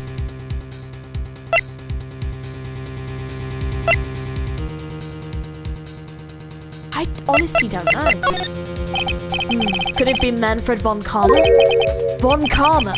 Why would he have something to do with this? Well, I'm not sure. Von Karma. Wait, you're right, my boy. This is Von Karma's handwriting, I'm sure of it. Holy shit, that was a guess. What? I used to see it all the time on court reports. What? But that means that the one who told Mr. Yogi to kill was... Correct. Manfred von Karma himself. What does this mean, then? Why would von Karma want to frame Edgeworth? It's a great fucking question. But also, surely Edgeworth... That's probably why Edgeworth was, like... Because, like, Edgeworth would have seen von Karma's handwriting. He must have recognized it in the letter. If it is truly von Karma who wrote this letter, then he would know the truth. He would know that Miles Edgeworth had accidentally killed his own father. He'll say as much tomorrow in court, I should think. He'll press the point until the court finds Miles Edgeworth guilty. Oh no. But how could von Karma know about Mr. Edgeworth's past like that? Even Edgeworth thought it was just a nightmare. That I do not know. Yet I do know that von Karma is both persistent and a perfectionist. He may be seeking to satisfy a grudge against Gregory Edgeworth by hurting his son. What do you mean? It was 15 years ago. Von Karma met Gregory Edgeworth in court, and von Karma did win, but he didn't make it through the trial and scarred. What happened in the trial between Edgeworth's dad and von Karma? Von Karma got the guilty verdict he wanted. He won the trial. But Gregory Edgeworth accused von Karma of faulty evidence and thought he lost the trial. Mr. Edgeworth's accusation stood. Faulty evidence? It was the only penalty von Karma has ever received in his career as a prosecutor. Gregory Edgeworth dealt a blow to his perfect trial record. Wow. It must have been quite a shock for von Karma. He took a vacation for several months after that, you see. A vacation? Yes, an unusual event for the man. That was the first and the last vacation he's taken in the many years of prosecuting. Really? He doesn't take vacations? Like, go to the sea or go to the mountains? Don't tell me he's never been to Europe. You have strange ideas about vacations, Maya. In any case, that was the only time he took a vacation from work. I believe the penalty upset him quite a lot. Odd. If he wanted to keep a perfect record so badly, why would he take such a long vacation? What do we do, Nick? Von Karma is going to bring up DL6, you can bet on it. What if Mr. Edgeworth pleads guilty to DL6? I won't let him. Yes, Mr. Wright. I hate to say this, but even accidental murder is murder, you know. I know that. I just believe in Edgeworth's innocence. I can't believe he'd kill someone. But Nick, Mr. Edgeworth admits it himself. His father must have lied to protect him from beyond the grave. I don't care. I know he's not guilty. Mr. Wright, if you say so, I suppose I could go check again. The police files might hold something of interest. Mr. Grossberg, thank you. I can't promise anything. In fact, I think the chances of finding something are slim. I understand. The police materials... Okay. Yeah, I don't think we've got anything extra here. Okay. Yeah, I don't think we've got anything to talk about. 1 day left, Nick. Yeah, I know. Well, no time to waste. Let's get going. What do you think we should do now, Maya? You would know best, Nick. Just do what you do. That should work. Well, any good ideas? This is all tied to the DL6 incident. We better find out as much as we can about that murder before tomorrow. Something that happened back then has a hold on Edgeworth and it won't let go. Okay. Well, I say, let's go back to the detention centre. We talk to you about anything else? No? Okay. Then... December 27th, Police Department, Criminal Affairs. There's hardly anyone here. Everyone must be out looking for the old guy, Yogi. Ah, it's you! I don't think Gumshoe will be coming back today. He's staying out late looking for someone. Sounds like Detective Gumshoe is pounding the pavement for real. We were wondering if we could check out the records room again. Well, no, I can't have just anyone wandering in there. But I guess Mr. Von Commer is in there now anyway. You can go in as long as he's in there. Von Commer? Yes, he just arrived, actually. Von Commer's in the records room? Nick, let's hurry! Yes, let's hurry. Records room. Go, go, go! December 27th, records room. Dusty as always. We were only here just yesterday. I'm sure they just haven't had time to clean. Ooh. Was that drawer open before? What's wrong, Nick? Nothing. I was just noticing that he isn't here. Von Commer. Oh, he's not here? Alright, hang on. Huh? One of the drawers here is open. Someone must have been looking in it recently. The label says unsolved cases evidence. Unsolved cases? Nick, the file for DL6, it's completely empty. What? What are you doing in here? Shit. God, he's scary. Eek! Von Commer! You... How do you know my name? Huh? Have we met? What are you saying? We see each other every day, don't we? We're Miles Edgeworth's defense team. Defense team? I beg your pardon, you see. I rarely remember defense attorneys. They're all like bugs to me. Needless things to be crushed. I can see how this guy was Edgeworth's mentor. Okay, hang on, I have to present him with the badge. Fool! You think I, a prosecutor, would give you a defense attorney information? Bah! Creep. Right, let's talk to him. Edgeworth. Mr. Edgeworth was your student, right? A romanticist who still can't shed that veneer of amateurism. Just like his father, always second-rate. Mr. Von Commer, you had an axe to grind with Gregory Edgeworth, didn't you? Me? A grudge against a mere defense attorney? Why? Because he dealt a blow to your otherwise perfect trial record. So you did. But what I don't get is, why did you take his son under your wing afterwards? The son of your most bitter rival. That, my dear attorney, is none of your business. For his trial. Tomorrow will be the last day of this trial. It's been a while since I've had a defense attorney last this long. Still, you will lose in the end. Miles Edgeworth will admit his own guilt. His guilt of 15 years ago, you mean? You're quite the researcher. If you've done your homework so well, then understand that certainly you must understand. You know what Miles Edgeworth will tell the court tomorrow. We were right. Someone Commer is going to bring up the DL6 in court tomorrow. Bitch! Mr. Von Commer, have a look at this. This was you, wasn't it? You instructed Yanni Yogi to commit murder. Yanni Yogi? How many years has it been since I've heard him called by that name? He is a fool. I told him to burn it after he read it. So you admit it? You wrote Mr. Yogi this letter. Yes, my dear defense attorney. Thank you for taking the trouble to bring it to me. You've saved me from a lot of needless hassle. What? Nick, what is that thing? Oh, he's got a fucking stun gun! A stun gun for self-defense, usually. Indeed. 600,000 volts will course through your body like a dog touching an electric fence. 600,000? Oh, don't worry. People don't die from it usually. Now, give me the letter. No. No! What are you? Nick, run! Ah! Maya just got fucking tasered! Maya! Out of my way! Ah! Well, that went badly. Ugh, he got us. The letter's gone, of course. And he took the DL6 evidence, all of it. Back to having no clues. Wait, Maya jumped first. Maya, is she okay?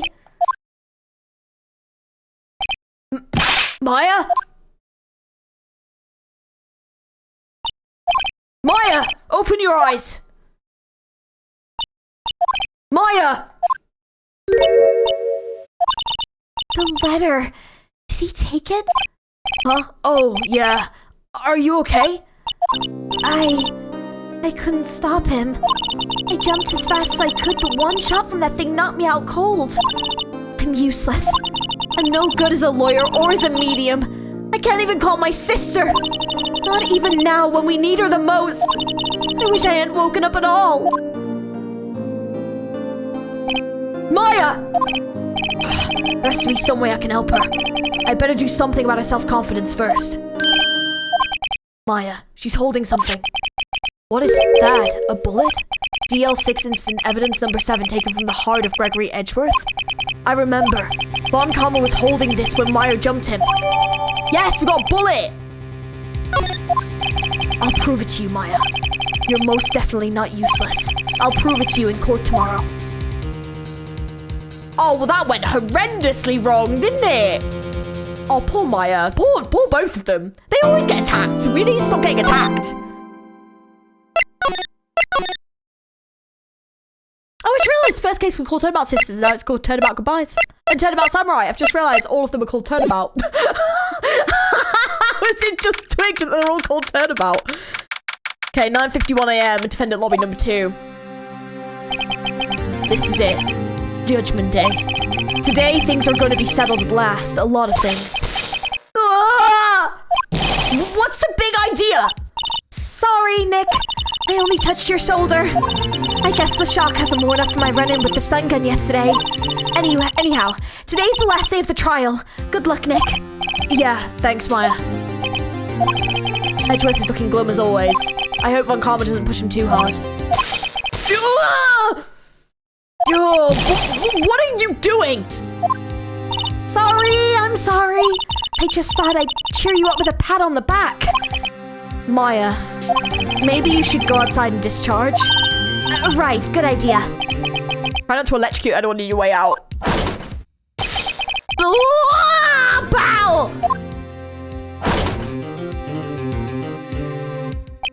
Oh, what's gone into that girl? Detective Gumshoe. Morning, Mr. Edgeworth. Good morning. How'd it go, Detective? Have no fear. As promised, I've captured our runaway caretaker. I brought him in, took all night, pal. Thanks, Detective Gumshoe, you must be tired. Actually, after all that shock I got on the way in, I feel pretty good. Yogi says he's forgotten his own name, but that's to be a lie. Why would he want revenge on Edgeworth if he couldn't remember his past? He does remember, and I'm going to prove it. Here we go. Forum number 3. Court is now in session for the trial of Miles Edgeworth. The defense is ready, Your Honor. I mean, we're really not. We've got none of the DL6 incident stuff, but hey, we're just gonna go with it. The prosecution is ready. Right. Very well. We have reached the final day in our proceedings this trial. I ask that the prosecution submit decisive evidence. Understood. Come on, don't be awed in silence by every little thing he says. Very well, Mr. Von Karma, your opening statement. Right. Thanks to Detective Gumshoe's efforts, the boat rental shop caretaker has been arrested. In yesterday's trial, the defense asserted that the caretaker was the murderer. However, the caretaker is yet to confirm this. I would like to ask the defense to cross-examine him as much as necessary. Very well. Please bring the witness into the courtroom. Ladies and gentlemen of the court, I believe you all remember our witness. He lives in the boat rental shop on the lake from where he witnessed the incident. In addition, he has currently lost memory of his name and identity. Witness? Why did you run away yesterday? The witness was not running away, as he will now testify. I see. Very well, please begin your testimony.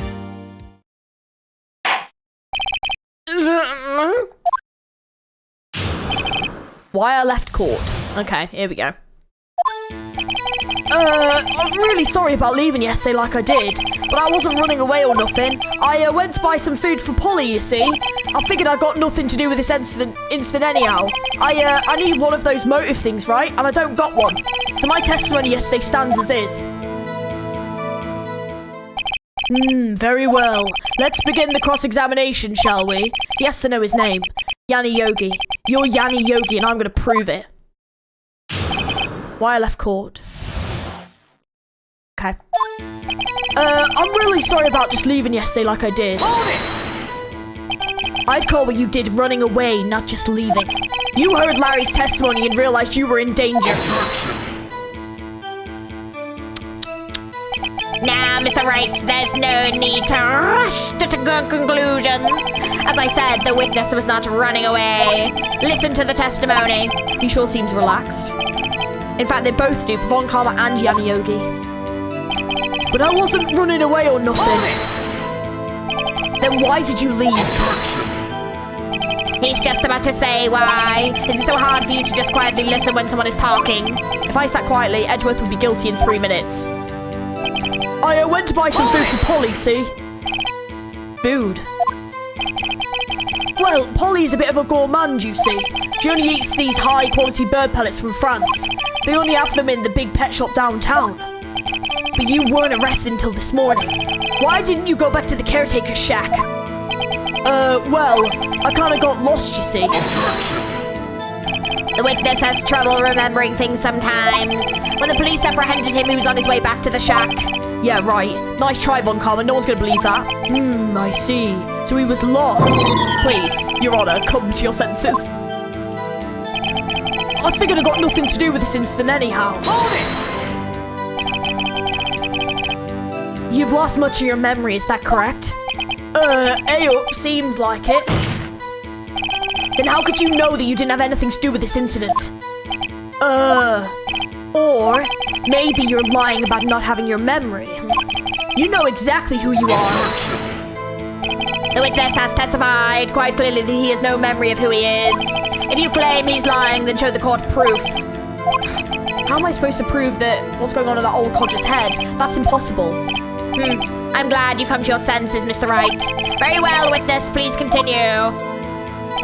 I mean, I'd need one of those motive things, right? And I don't got one. How can you say you had no motive? I say you do. You had a grudge against Edgeworth and the victim, Robert Hammond. That's why you took revenge on them, right? Please don't make me repeat myself, Mr. Wright. This witness has no memory of anything beyond several years ago. He can't hold a grudge, it's impossible. I have to prove he's lying about his memory. Otherwise, it's going to be the same thing over and over until this trial ends. Might I say something, Mr. Wright? Yes, Your Honor? You've been saying the same thing over and over. You've been calling the witness's memory of the past or lack thereof into question. But does this really have anything to do with the current case? Of course, Your Honor. The witness has said he had nothing to do with this case and no motive. Both of these statements are lies. Order! Order! Mr. Wright, there's a serious problem with your claim. You are saying you know who this witness is. Of course, Your Honor. Ho. Now this is interesting. I would like to know myself, so who is he? Don't play dumb, Von Karma. Mr. Wright, please tell us this witness's name. His name is Yanni Yogi, a former court bailiff. Yogi? That name seems familiar. Oh! Yanni Yogi, from the DL6 incident. I figures the judge would have heard of it, it's such a famous case. But what does this mean? Your Honor, if this man is Mr. Yogi, then he has a clear motive.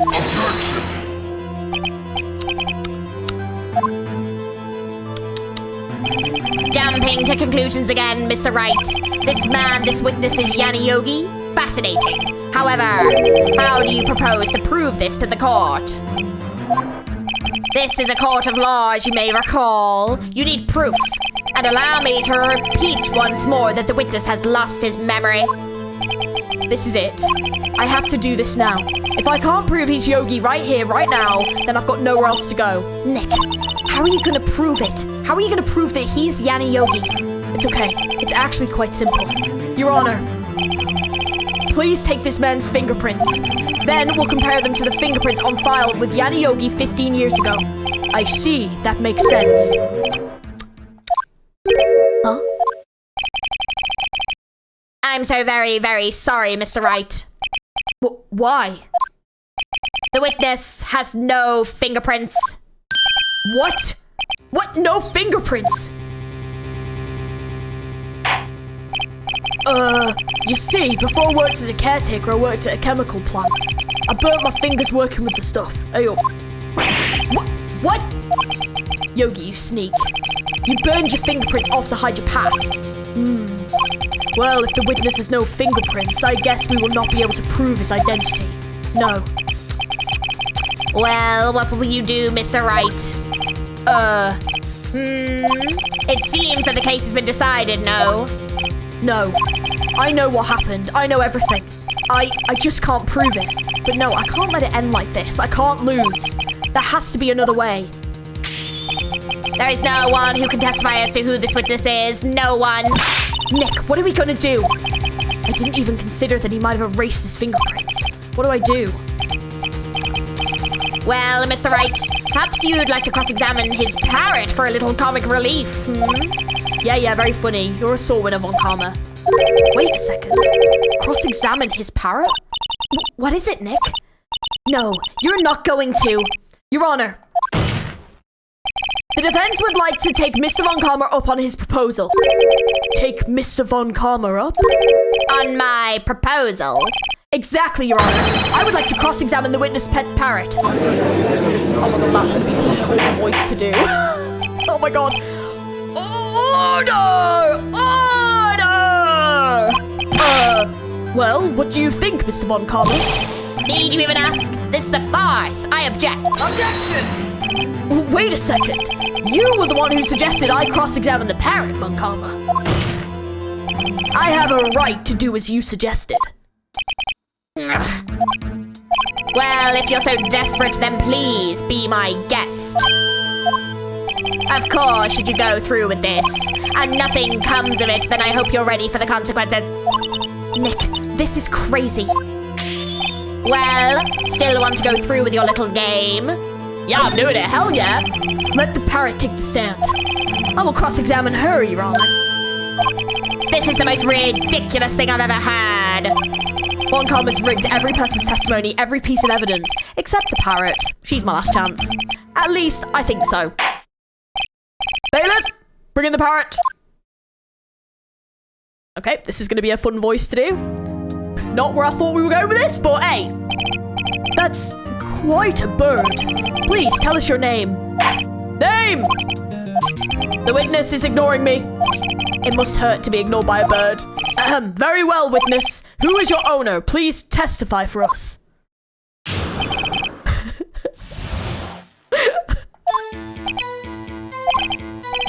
Hello! Hello!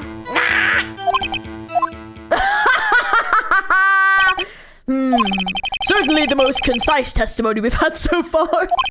Very well, begin your cross-examination. Right. What are you going to do, Nick? I don't know. What do we do, Maya? Okay. Hello! Hello! Hold it! Witness, you can't just say hello and expect us to get anywhere. I want you to testify. Maya, you talk to her. Right. What do I say? Maybe I should get her to say her name. Polly, what's your name? Polly? Mr. Wright, I think we've established that this parrot is named Polly. Does this have anything to do with her owner's identity? Yes, it does. Fascinating. You claim that the parrot's name will prove her owner's identity. Then show us this proof. Nick, don't you think you're taking this bluffing a little too far? Listen, we're not here to answer the question of who is the caretaker. We're here to prove that he is Yanni Yogi. All we have to do is tie the name Polly to Yogi. Your Honor, the proof is that the parrot's name reveals the caretaker identity is...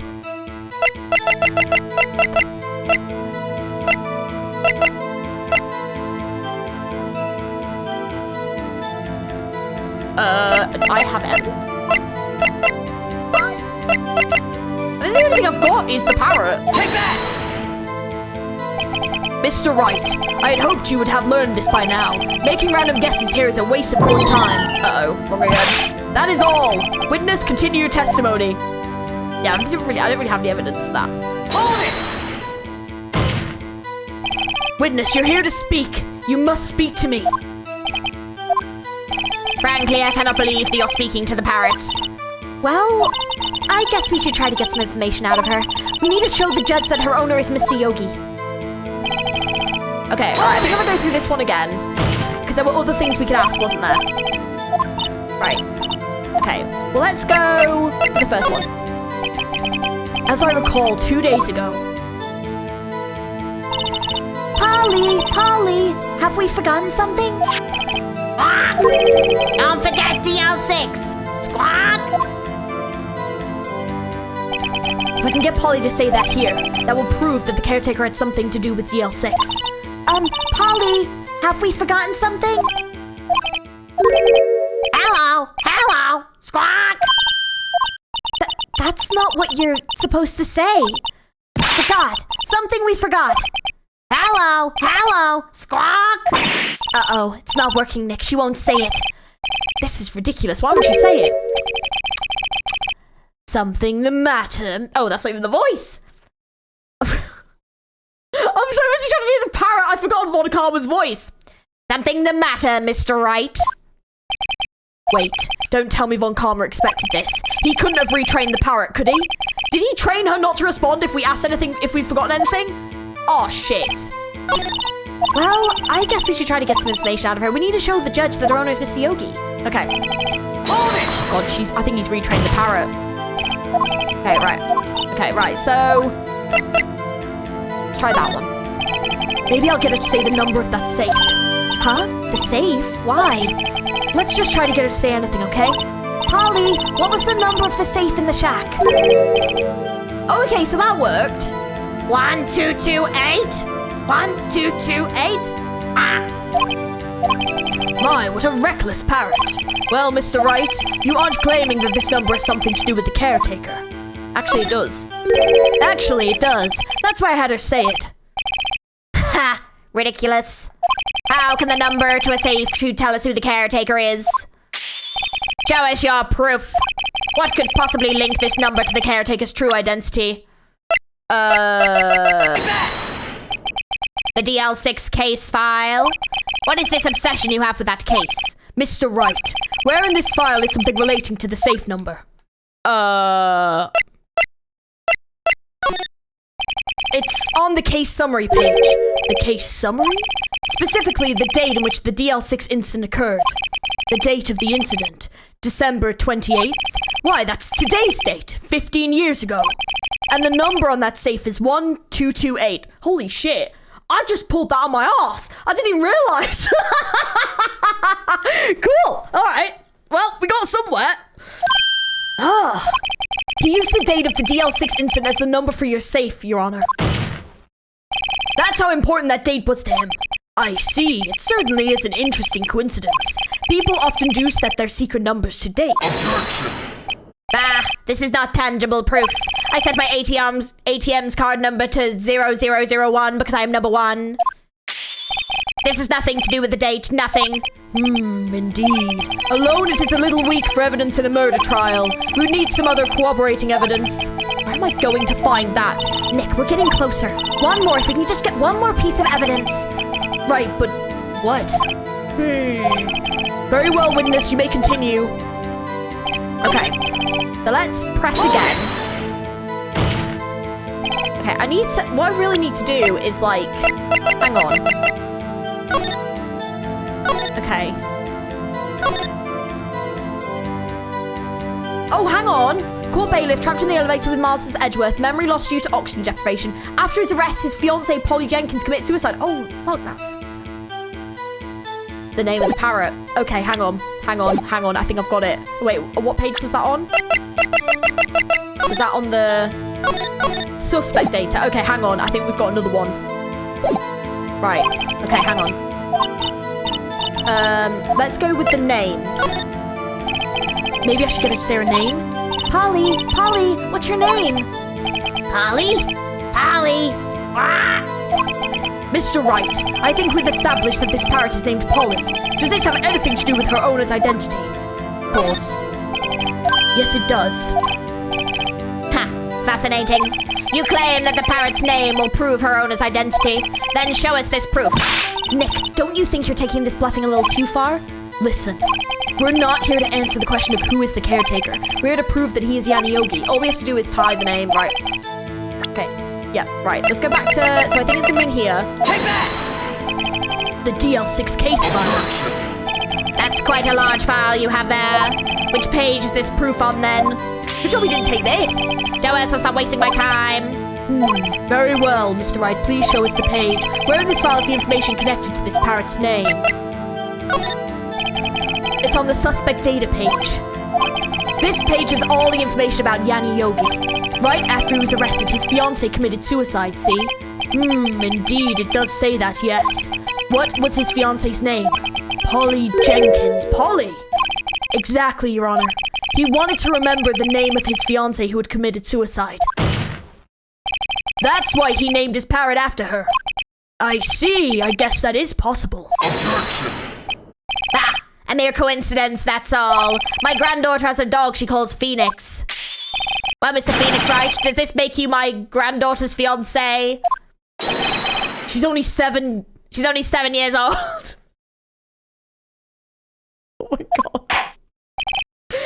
No. That's enough. I think we've reached a conclusion here. This is a mere coincidence, that's all. True, that is a possibility. However, 2 coincidences at the same time seems more like a pattern to me. What are you saying? Summon the caretaker of the boat shop. Immediately. Imagine he'd run away again. Just imagine. That would be so funny. Witness, tell us your name. Wait, this witness, he doesn't remember. No, it's okay. Ooh, bitch! Oh my god, we're actually twinning. I've cosplayed as the caretaker. I just realised we've got like the same hound and everything. Oh my god. Oh, I've accomplished what I wanted to do. I'm done. Nick, he looks totally different. This is the real Yogi, I think, finally. He's been acting feeble to hide his true identity. Acting for 15 years. Well, let me ask you again. Please state your name for the court. My name is Yanni Yogi. 15 years ago, I served as a bailiff in this very court. Order! Yanni Yogi. So it was you who killed Robert Hammond and tried to frame Miles Edgeworth for his death. Yes, it was me. I did it. They put me on the witness stand 15 years ago. Robert Hammond, he said I was mentally unsound.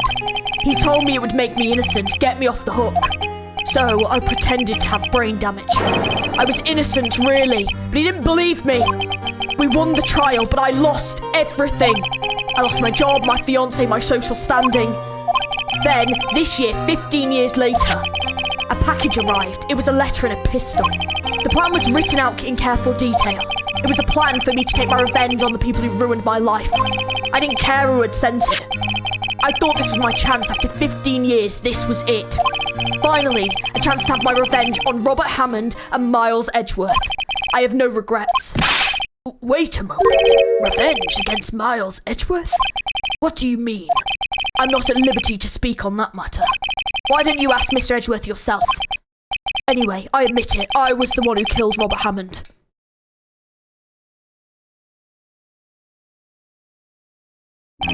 Von Karma. Where is Mr. Yogi? Under arrest, Your Honor. I saw no room for error in his confession. Then the defendant, Miles Edgeworth, is Innocent, in this case at least. very well. Will the defendant please take the stand?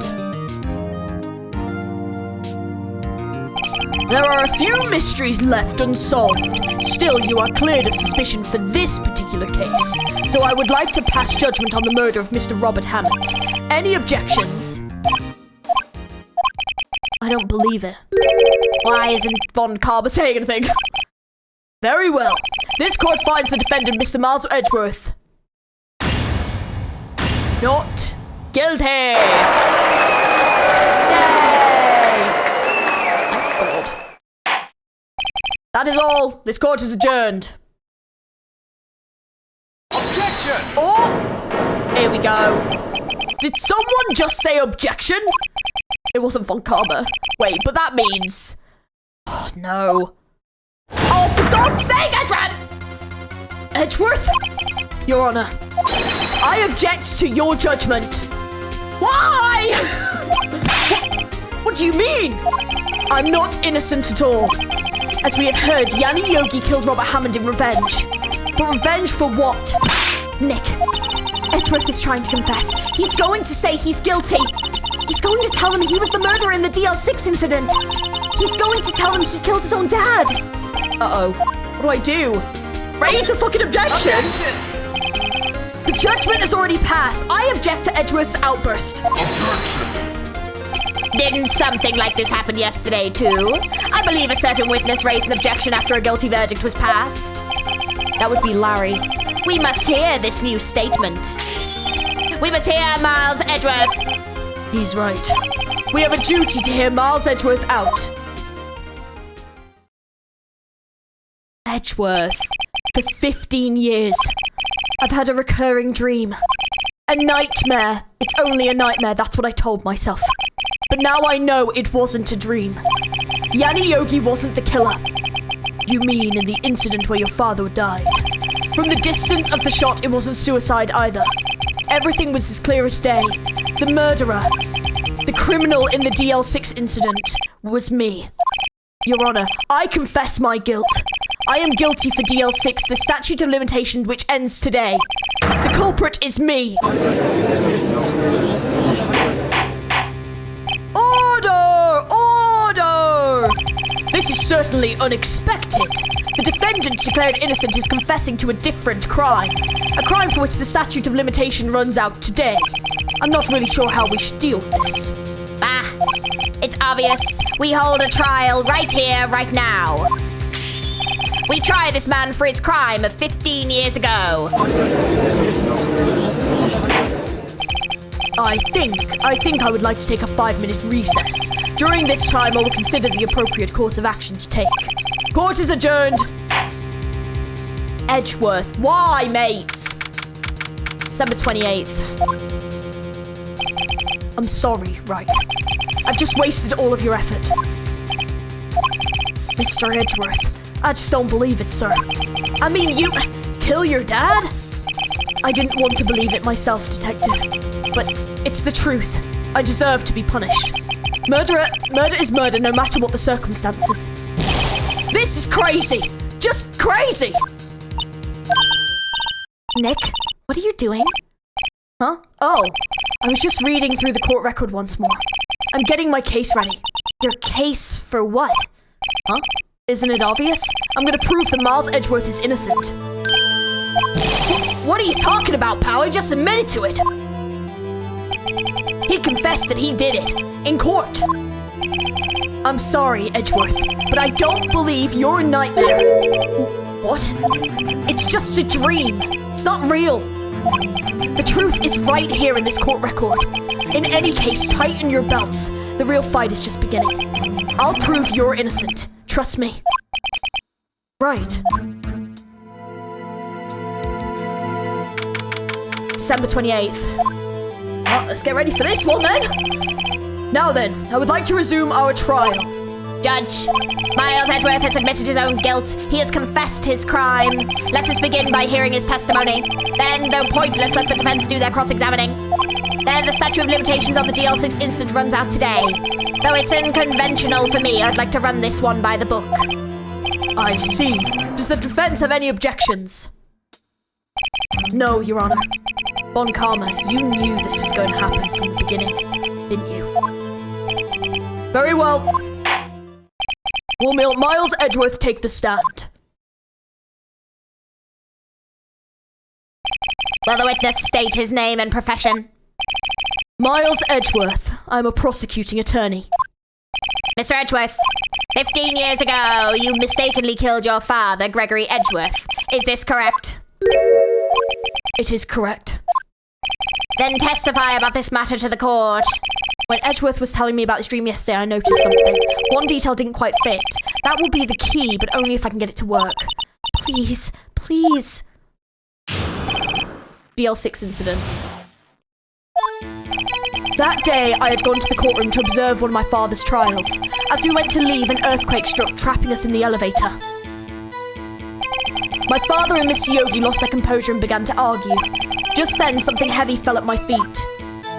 I picked it up and threw it at Mr. Yogi. I wanted them to stop fighting. A moment later, there was a single gunshot and then a scream. It was a terrible scream. I remember it to this day. That's all.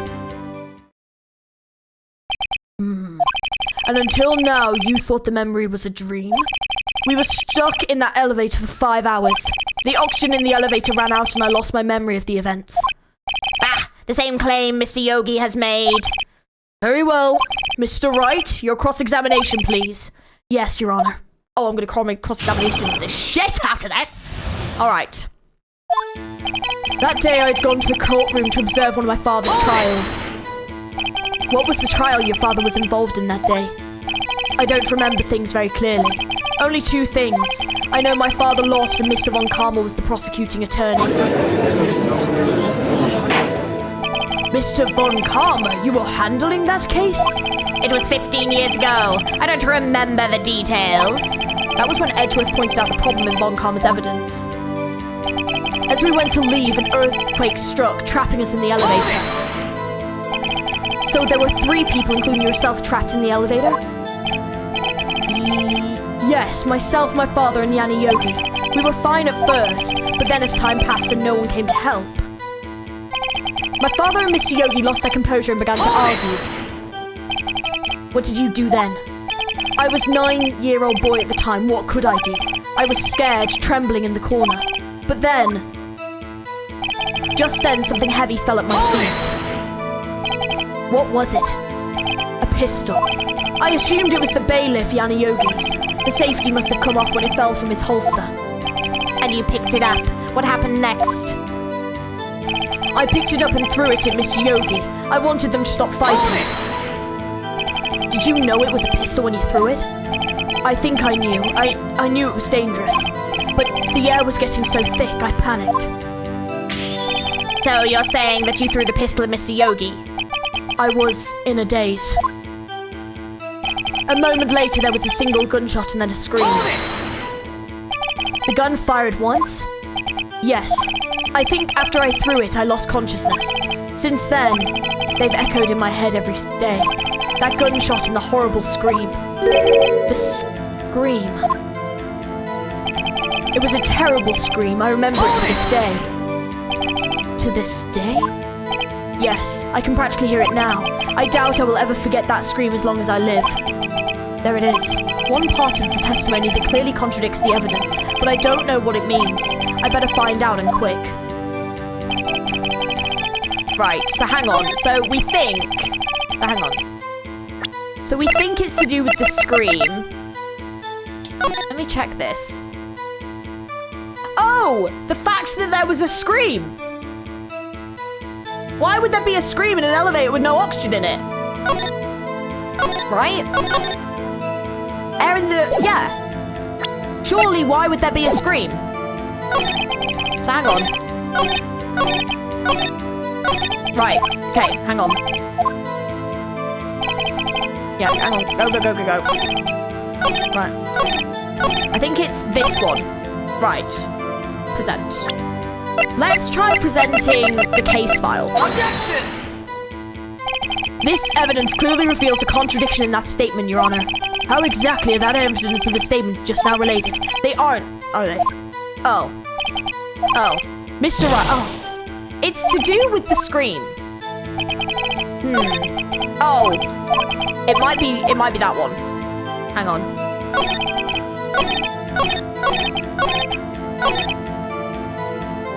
Hold it!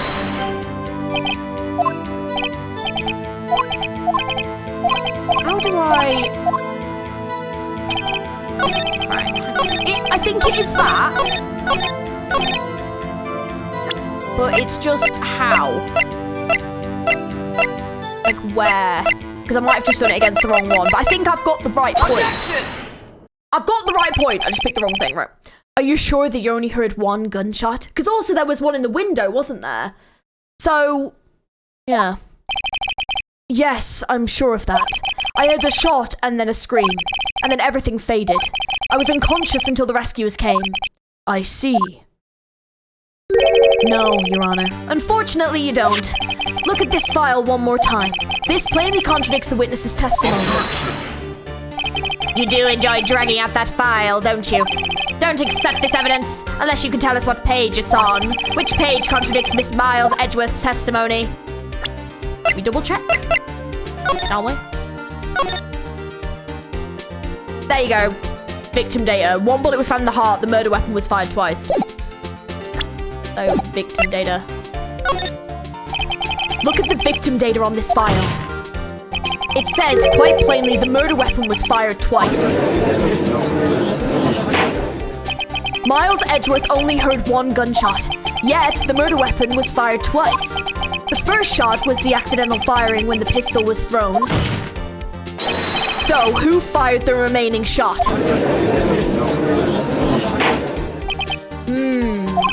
Was there perhaps another shooter who fired the second shot? Your Honor, as I'm sure you're aware, this incident occurred 15 years ago. The evidence is dated. The pistol did fire twice. However, we do not know when that second shot was fired. It might have been fired the day before the incident. There is no proof that the second shot had anything to do with this incident. What? I see. You do have a point, Mr. Wright. The murder weapon was fired twice, as we have heard. One of those shots was fired by the defendant, a boy at the time. Do you have any proof that the other shot fired had something to do with the case? Yes. Your Honor, I think I'll be able to show you proof. What? Impossible! Now, Mr. Von Karma. Save your surprises for after you've seen the evidence. Very well, Mr. Wright, show us your proof. Do you have evidence that the second firing of the pistol is related to this incident? Well, we have a photo, don't we? It's literally in the photo. Take that! Look at this photograph. This is a photograph of the scene of the crime 15 years ago. I can see that the victim lying there is Gregory Edgeworth. This proves the murder weapon was fired twice at the time of the incident. This photo proves it.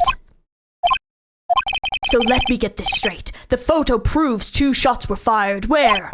Your Honor, please get a clue. Show the judge the contradiction in the photo. Or the big flippin' thing. There. Take that! As should be obvious, the contradiction is here. I see a bullet hole in the door. Your Honor, Gregory Edgeworth was killed by a shot from the pistol. Yet there is also a bullet hole in the elevator door. We also know that the murder weapon was fired twice. Thus, someone other than Edgeworth fired the second shot. Order! Mr. Wright, what are you driving at? It's simple, Your Honor. At the time of the incident, 2 shots were fired. One went into Gregory Edgeworth's heart. The other hit the elevator door. Remember that the defendant lost consciousness after the shot he fired rang out. In conclusion, we must agree that the second shot was fired by someone else. Mr. Wright, but who could that someone else be? The murderer, of course. I knew I should have stepped in before your wild fantasies got out of hand. Mr. Wright, Look once more at the DL6 instant case file. Look closely. Try the case summary page. The case summary, that's on page 1. Look at what is written there. Not a single clue was found on the scene. If the pistol had indeed been fired 2 times, then the other bullet would have been discovered on the scene. He does have a point. That second bullet has never been found. Why? Because the second bullet does not exist. The bullet that claimed Gregory Edgeworth's life was the only one fired by his only son. That is the truth of this matter, the whole truth. It was undoubtedly something else that made the bullet hole in the door. Order! I will have order! Mr. Wright has proven one thing to us quite clearly, that the murder weapon was fired twice at the time of the incident. However, as Mr. Von Karma says, the second bullet fired was not found. It is highly unlikely that the police merely overlooked the second bullet. So all we have is the single bullet fired. I'm afraid I have to discount the defense's claim. I praise the judge for his wisdom in this matter. Gah, how did this happen? I don't believe that the second bullet didn't exist. Was I wrong? Have I been wrong about this whole incident? What are you doing, Nick? Why aren't you raising an objection? I'm sorry, Maya. What? It looks like I was wrong. Nick, the second bullet wasn't there, then all my conjectures were for nothing. No, but you said you'd do it, Nick. You said you'd get Edgeworth declared innocent. I'm sorry. It's just when I saw the photograph, I thought that the 2 shots had been fired. I was so certain of it, I thought I'd won. I thought that there was another person, someone else who fired the killing shot. But now, I was wrong to think that it could be that simple. This case has stood unsolved for 15 years. Nick. Well, it seems that we have finally cleared up this incident. Only 1 bullet was found at the scene of the crime. That shot was fired by Miles Edgeworth. Precisely. I would like to ask one thing of Miles Edgeworth before passing my verdict. Have you been paying attention to the trial so far? Yes, Your Honor. Do you have any objections? No. No, I do not. So you killed your father, though that was not your intention? Yes, I did. He's accepting the guilt. Very well. The statute of limitations on the murder of Gregory Edgeworth runs out today. Therefore, I must pronounce the verdict on the defendant today, right here. Right now. Indeed. Does anyone have any objections? I've been here before. It's just like my first day in court. There are so many things I know I should be saying, but my mind's gone blank. I can't find the words. Mr. Wright? I have an objection! Objection! Your Honor. I object.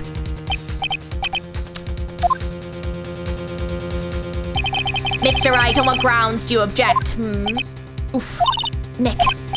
I don't know, his case is perfect. Oh no. Ugh. Must exist. The second bullet. What? What did you just say? Nothing. The second bullet must exist? But where? Someone took it. It seems waiting is not going to produce us any answers from Mr. Wright.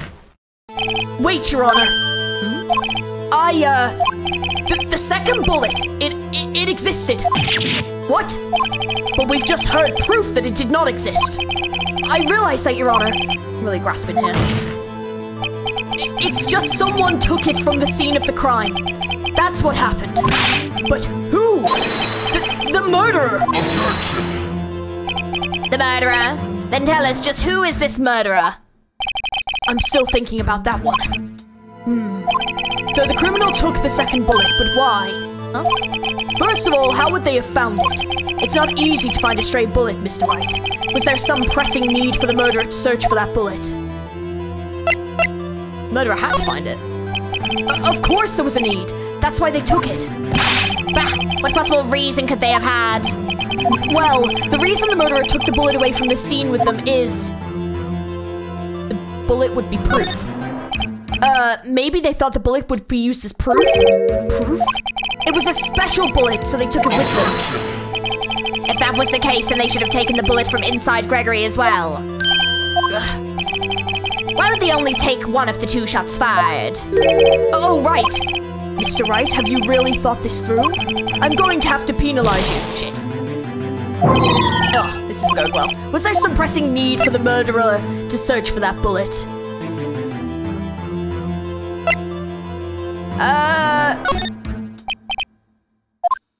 So Would they...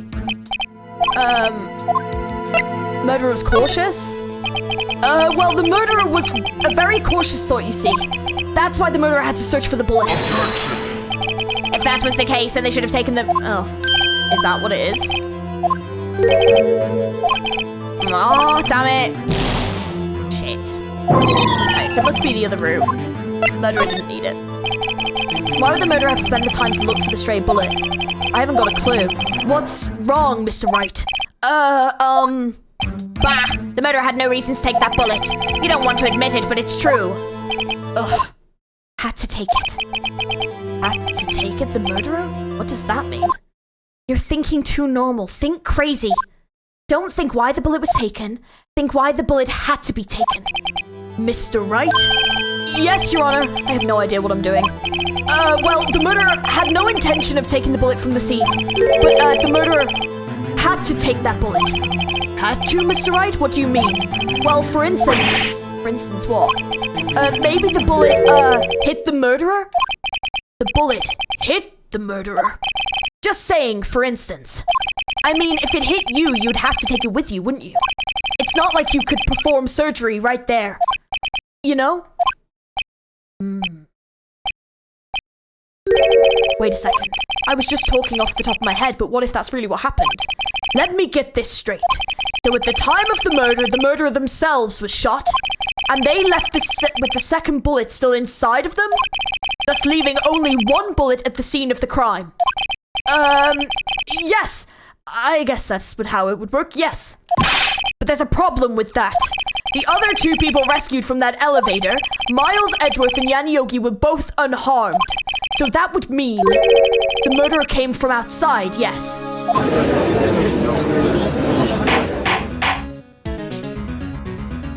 Okay, this is taking a turn. The two men fight inside the elevator. Trying to stop them, the boy picks up the pistol at his feet and throws it. The pistol discharges and the bullet goes through the elevator door and hits the murderer outside. The boy loses consciousness. Then the murderer opens the elevator door and sees the men inside. Mr. Wright, you are truly the most unpredictable defense attorney I've ever known. I can tell you're grasping, but I cannot deny the possibility of what you say. What are you saying? Deny it! Deny it! No one involved with the incident was wounded. There was no murderer. No one was wounded at the time of the incident. He's right, I can't think of anyone. Hey, Nick. Huh? I just thought of something really crazy. Crazy? Remember what Mr. Grossberg was saying yesterday? Gregory Edgeworth dealt a blow to his perfect trial record. Wow. It must have been quite the shock for Von Karma. He took a vacation for several months after that, you see. Oh, but what if it was because he got shot? Ah, yes, an unusual event for the man. That was quite the first and the last vacation he's taken in his many years of prosecuting.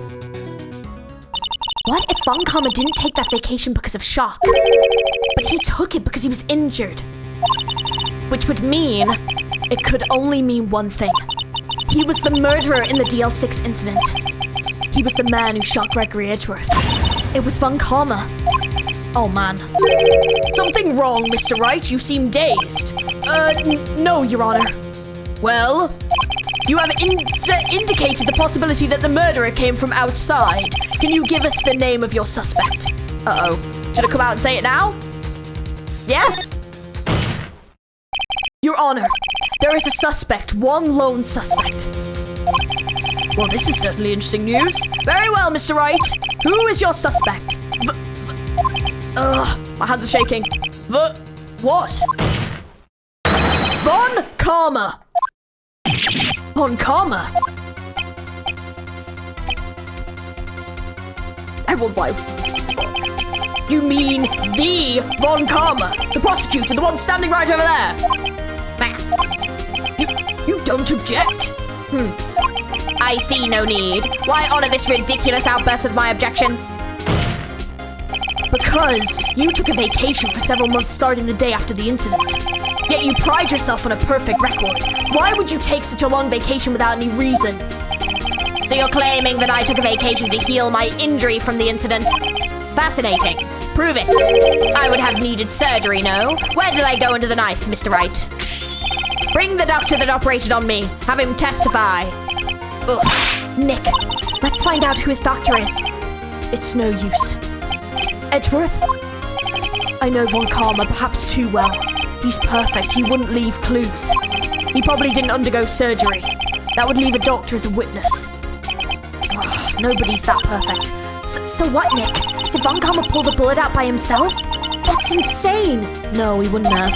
You can't just pull bullets out by yourself. Wait, what does that mean? That bullet has to be somewhere. Could we use the... I have a crazy idea. Could we use the detector to check his shoulder to see if the bullet's in there still? That's a wild idea.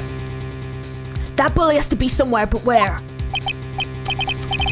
Well, Mr. Wright, can you produce evidence to prove that I was shot? All right, Von Karma, I'll prove it. And I'll even use evidence I know how you like it so much. What? The evidence that proves the Von Karma is shot is... This is a bit wild, but can I try this? Von Karma is perfect. He wouldn't risk surgery leaving an evidence trail. So then I ask, where is that bullet now? I think unlikely that Von Karma performed surgery on himself. You don't mean... I do. There is the possibility that the bullet is still inside Von Karma. This is wild. Oh my god, I really hope this is real. Is that even possible? For all these years? Well, there's only one way to find out. We could use this metal detector. Well, Von Karma, I'm gonna run this over you and see what we find. Oh, this bitch just slid in! I refuse. You refuse? But refusing this means... You acknowledge that the bullet is still inside you?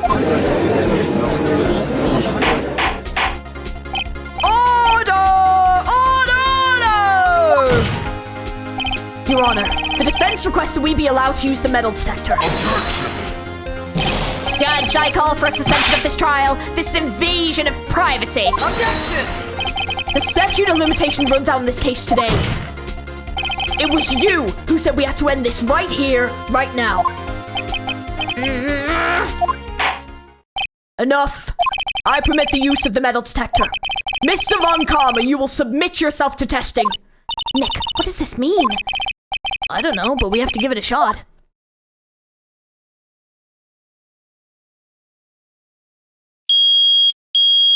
Oh my god! It reacted, something's inside his right shoulder. The bullet. Oh my god, no fucking way. Mr. Von Karma? You. It was you! I was afraid this would happen, and so I remained silent. Indeed, there is a bullet in my shoulder. However, it has nothing to do with this incident. What? I was shot in the shoulder long before the DL6 incident. I claim that the bullet in my shoulder has no relation to DL6. But Mr. Von Karma, can you prove that? Prove? I have no obligation to prove anything. It's Mr. Wright Who must prove something here.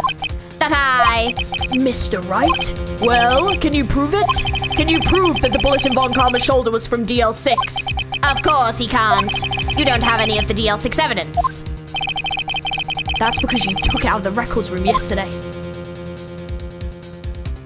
With no proof, you cannot convict me of any crime. So sorry, Mr. Wright. No, I'm the one who's sorry, Mr. Von Karma. What?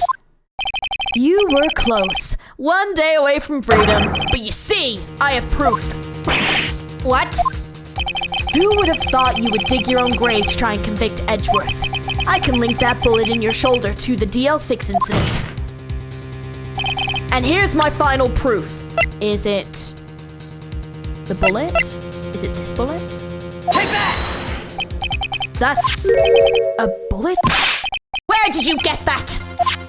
This is the bullet used in the DL6 incident. This was taken from the heart of the victim, Mr. Gregory Edgeworth.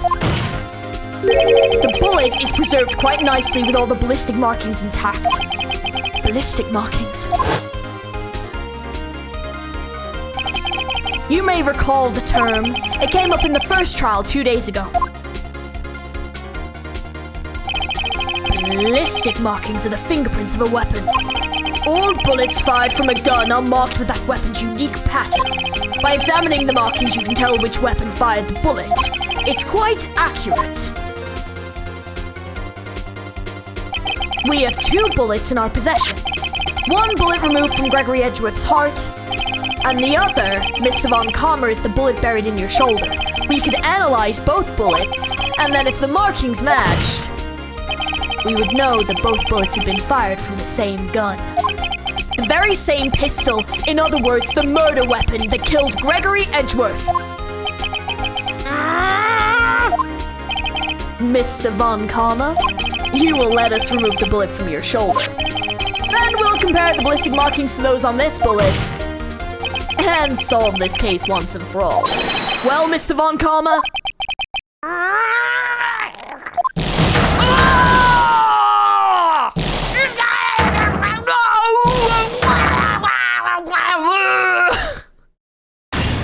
Is that the scream?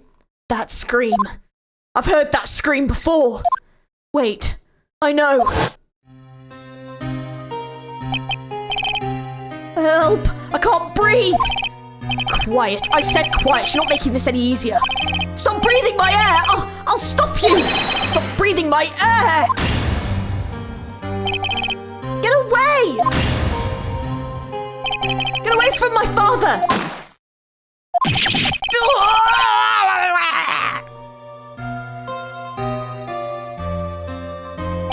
It's that scream I heard in the elevator. 15 years ago.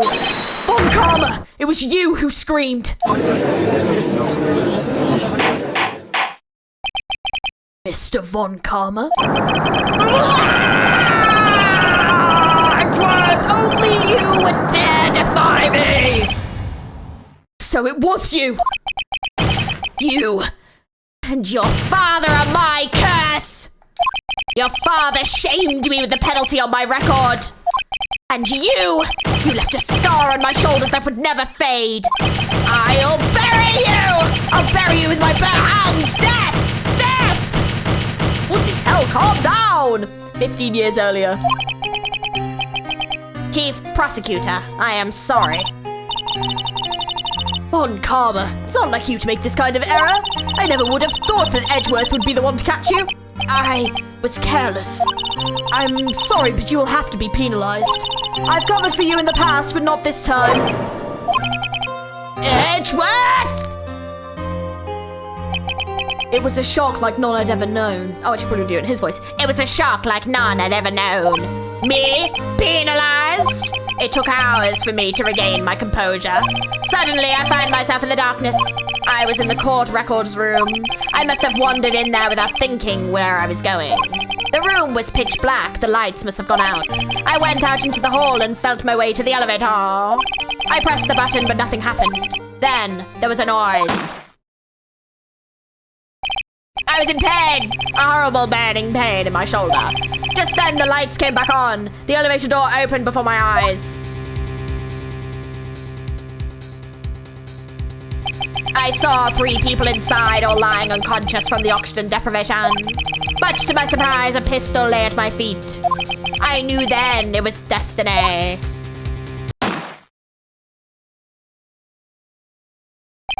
In his last moments, Gregory Edgeworth was still unconscious. He died never knowing who had shot him. Later, he spoke through a medium, blaming Mr. Yogi. He was fooled. It was the perfect crime.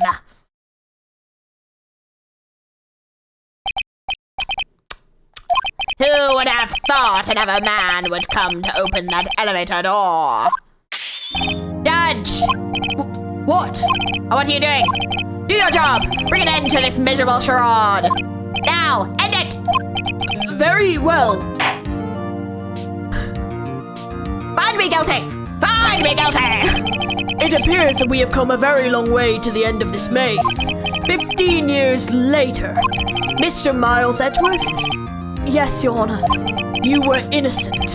You are innocent. As you said, it was all a nightmare. Yes, Your Honor. This court finds the defendant, Mr. Miles Edgeworth, Not guilty.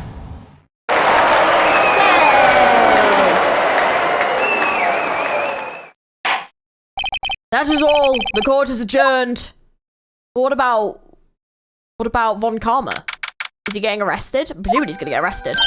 Nick, we did it! Did you see his face? Von Karma looked even paler than usual. Oh, he's pretending to be all cool, but inside you crushed him, Nick! Crushed! I gotta say, I'm impressed. It was pretty close, though. I was sure we'd had it. I know, I was on the verge of tears the whole time myself. But now it's all just a good memory. So, it's finally over, Edgeworth. Right. Yeah? I'm not sure how to say this. I know. Try, thank you. I see. Thank you. You're welcome. I think you could have done better than that. Sorry, I'm not good at this sort of thing. You got a lot to learn, Edgeworth. She's got you there. Whoop! Amazing, pal! You pulled just like I thought you would. I'll never forget this. I owe you one, pal. And tonight, let's party. Dinner's on me. Yeah, my salary went down a bit this month. But who cares? See, Mr. Edgeworth? You should take a lesson from Detective Gumshoe. That's how you say thank you. I see. Whoop! I feel foolish.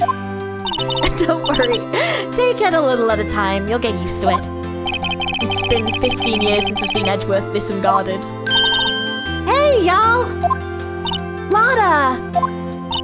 Y'all look great in there. Thank you. Yo, Edgeworth, congratulations. Thank y'all very much. I knew you were innocent from the start, of course. Just look at you. You wouldn't stick your hand in the cookie jar even if no one was there. You were the witness on the first day of the trial, weren't you? Yeah, well, let bygones be bygones, eh? Speaking of which, what are you doing now, Lotta? Who, me? I went back to college. I gave up trying to be an investigative photographer pretty quick. Really? That's too bad. Huh? Isn't that the hot dog guy from the park? Huh? It's over, Nick! My life is over!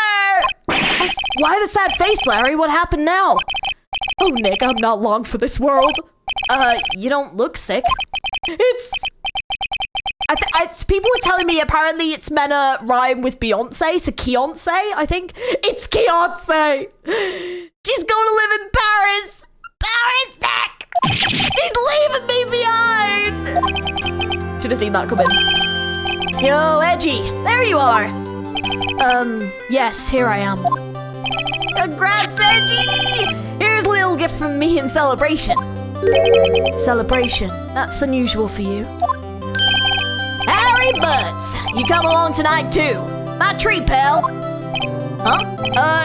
Thanks. I'm looking forward to it. Yo, Nick, that's the suit that questioned me. When he says treat, that's not police talk for prison food, right? Right? I think you'll be fine, Larry. Right. Yeah? What's up? That envelope that Larry gave me, it's got money in it. Well, yeah, that's not strange. People give money to away to celebrate sometimes. It's $38, right? Huh. What a weird amount. I mean, it's not a little, but it's not a lot either. 38 exactly? Nick? Wasn't that the exact amount of lunch money that was stolen from Mr. Edgeworth in school? $38? No. No, Larry, it was you! What are you so surprised about, Wright? Huh? Larry was absent that day at school, right? But that doesn't automatically rule him out as a suspect. What? Think back to that day 15 years ago. Larry took the day off, but he was bored, so he came in school anyway. Then he saw the money lying there, and the rest is history. I never was good at history, huh? Edgeworth? You didn't know, did you? I suspected.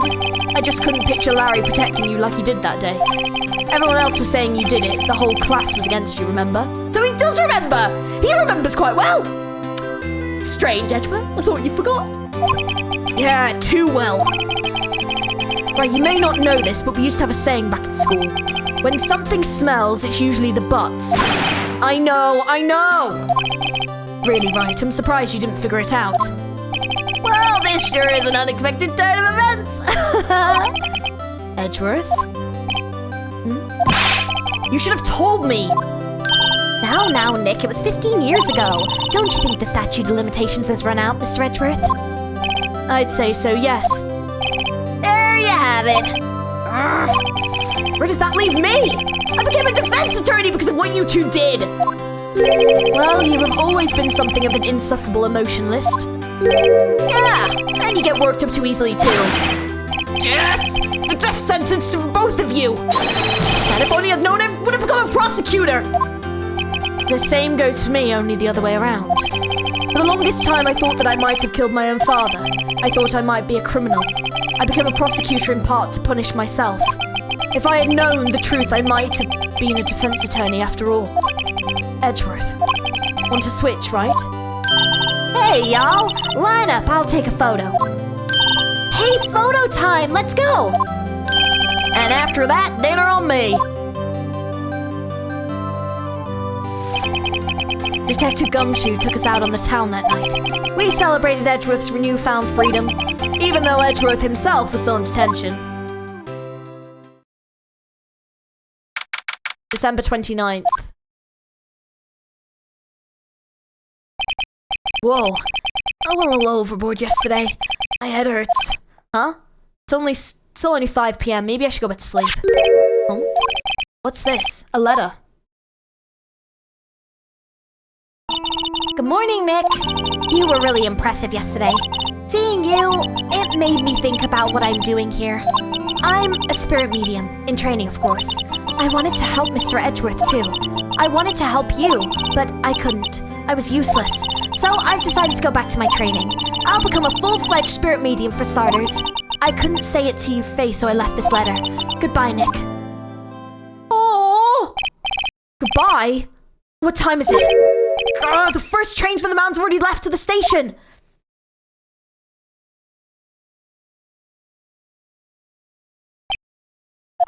I guess I'm too late. Hey! Nick! Maya! So, you're leaving? Yeah, it's hard being a spirit medium who can't talk to spirits. And I think you'll do fine without me, Nick. Be good, okay? Hold it! Yeah, hold on, Maya, hang on! Wait! What? I never could have saved Edgeworth without your help. Huh?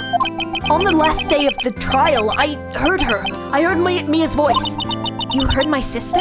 Yes, only her voice, but still. It was at the very end when I thought we had lost everything. Well, that's my sister for you. Detective Gumshoe helped him, Mr. Grossberg, and even Larry. I'm the only one who couldn't help. I was useless, Nick. But you were the one who stopped Von Karma, Maya. Huh?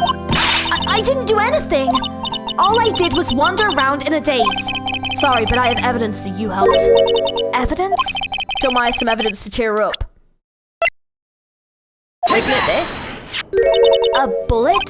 Von Karma was convinced he'd taken all of the evidence pertaining to DL6, but you were the one who rescued the last piece of evidence we needed. This was the bullet that put an end to Von Karma, and you were the one who gave it to me. Nick. Thanks, Maya. I couldn't have done it without you. I'll be back soon. Huh? I'm going to complete my training and come back. Okay, I'll be waiting. Of course you will. You can't run that office by yourself. You're hopeless. I don't know about that. God, that's loud. So, this is it. See you soon, Maya. Oh, come back soon, Maya. Oh. Thanks. Thanks, Nick. Oh, that's kind of sad. Why is Maya leaving? Oh no, is she gone now? Is that it? And so my story ends. Time to turn a new page. And say goodbye to the novice defense attorney that I once was. Now a new story begins. With the same old crazy cast of characters. Don't think you've graduated yet, amateur. Mr. Wright, perhaps you'd like to rethink that claim. Yes, Your Honor. Uh-oh, I got a bad feeling about this. Objection!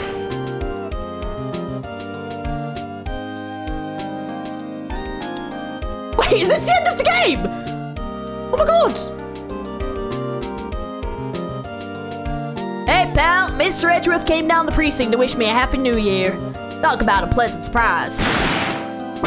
Whoop! Detective Gumshoe! Then he hung his head low and went right back outside. Kinda like he was embarrassed or something. Strange, huh? Aww. I can't even have finished the game. What? Oh my god. The hell? Huh? Nick? I haven't seen him lately. Who, me? I've been working a cheese shop. That Missy's a nice lady, but she's not exactly what you call a cheap date. Huh? Oh, she's in Hawaii right now, yeah.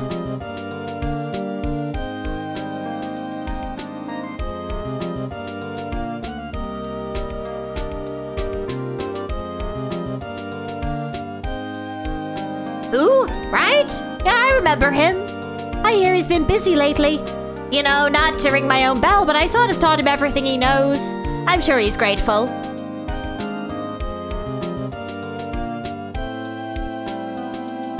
I can't believe we finished the game. What the hell? I mean, I know there's like 2 other games in this, I'm fairly certain, but still. Phoenix Wright. The defense attorney who wrote that affidavit for, yes. Oh, you should know I've taken over management of Gatewater Hotel recently. Should you be in the area, please stop by. Affidavit, that's what it is. Can't even say it. Of course. Ahem! Oh, it's you!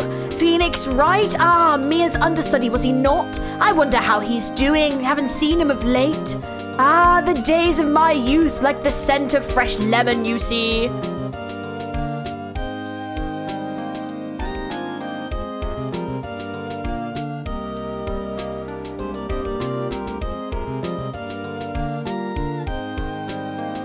Phoenix Wright? Is he an actor? Well, I'm not buying it. You can't be a star with a name like Phoenix. Did you know that they're finally putting some of the DVDs in the bonus? I think you don't know there were DVDs through 3 years every day. I think time to put it straight anyway.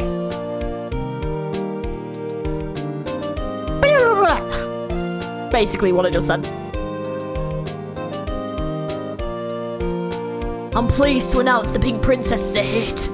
I assure that Mr. Wright a great deal. Oh, and I'm keeping my face out of the public eye till the show's over. I wouldn't want to ruin any kid's dreams, you know.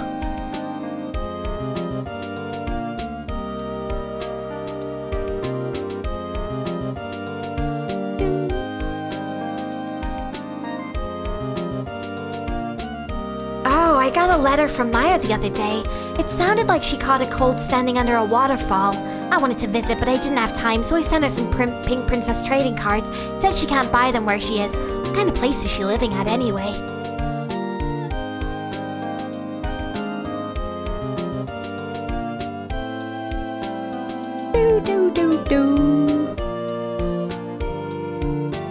Right?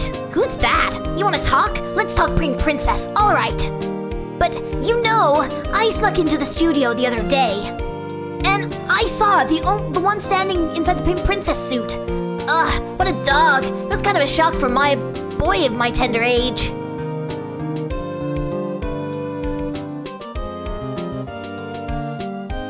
We're revisiting like every case, I'm guessing? Yeah, I remember, right? That lawyer guy. Me? I'm in training to become a paranormal photographer. You know, that picture I took of everyone? Well, just behind them, there's a ghost. For real. Now that's talent. I'm gonna be famous.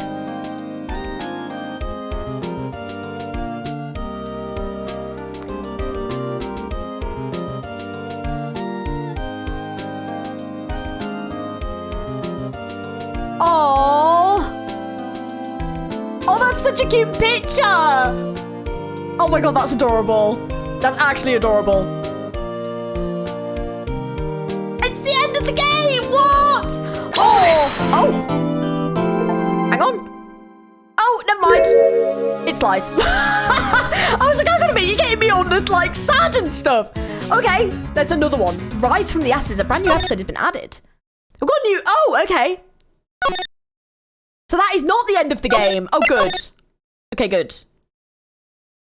Right. We'll leave it there, though. Oh, I was getting all sad because I was like, hang on a minute, that means it's the end of the game. But it's not. We're fine. We're good.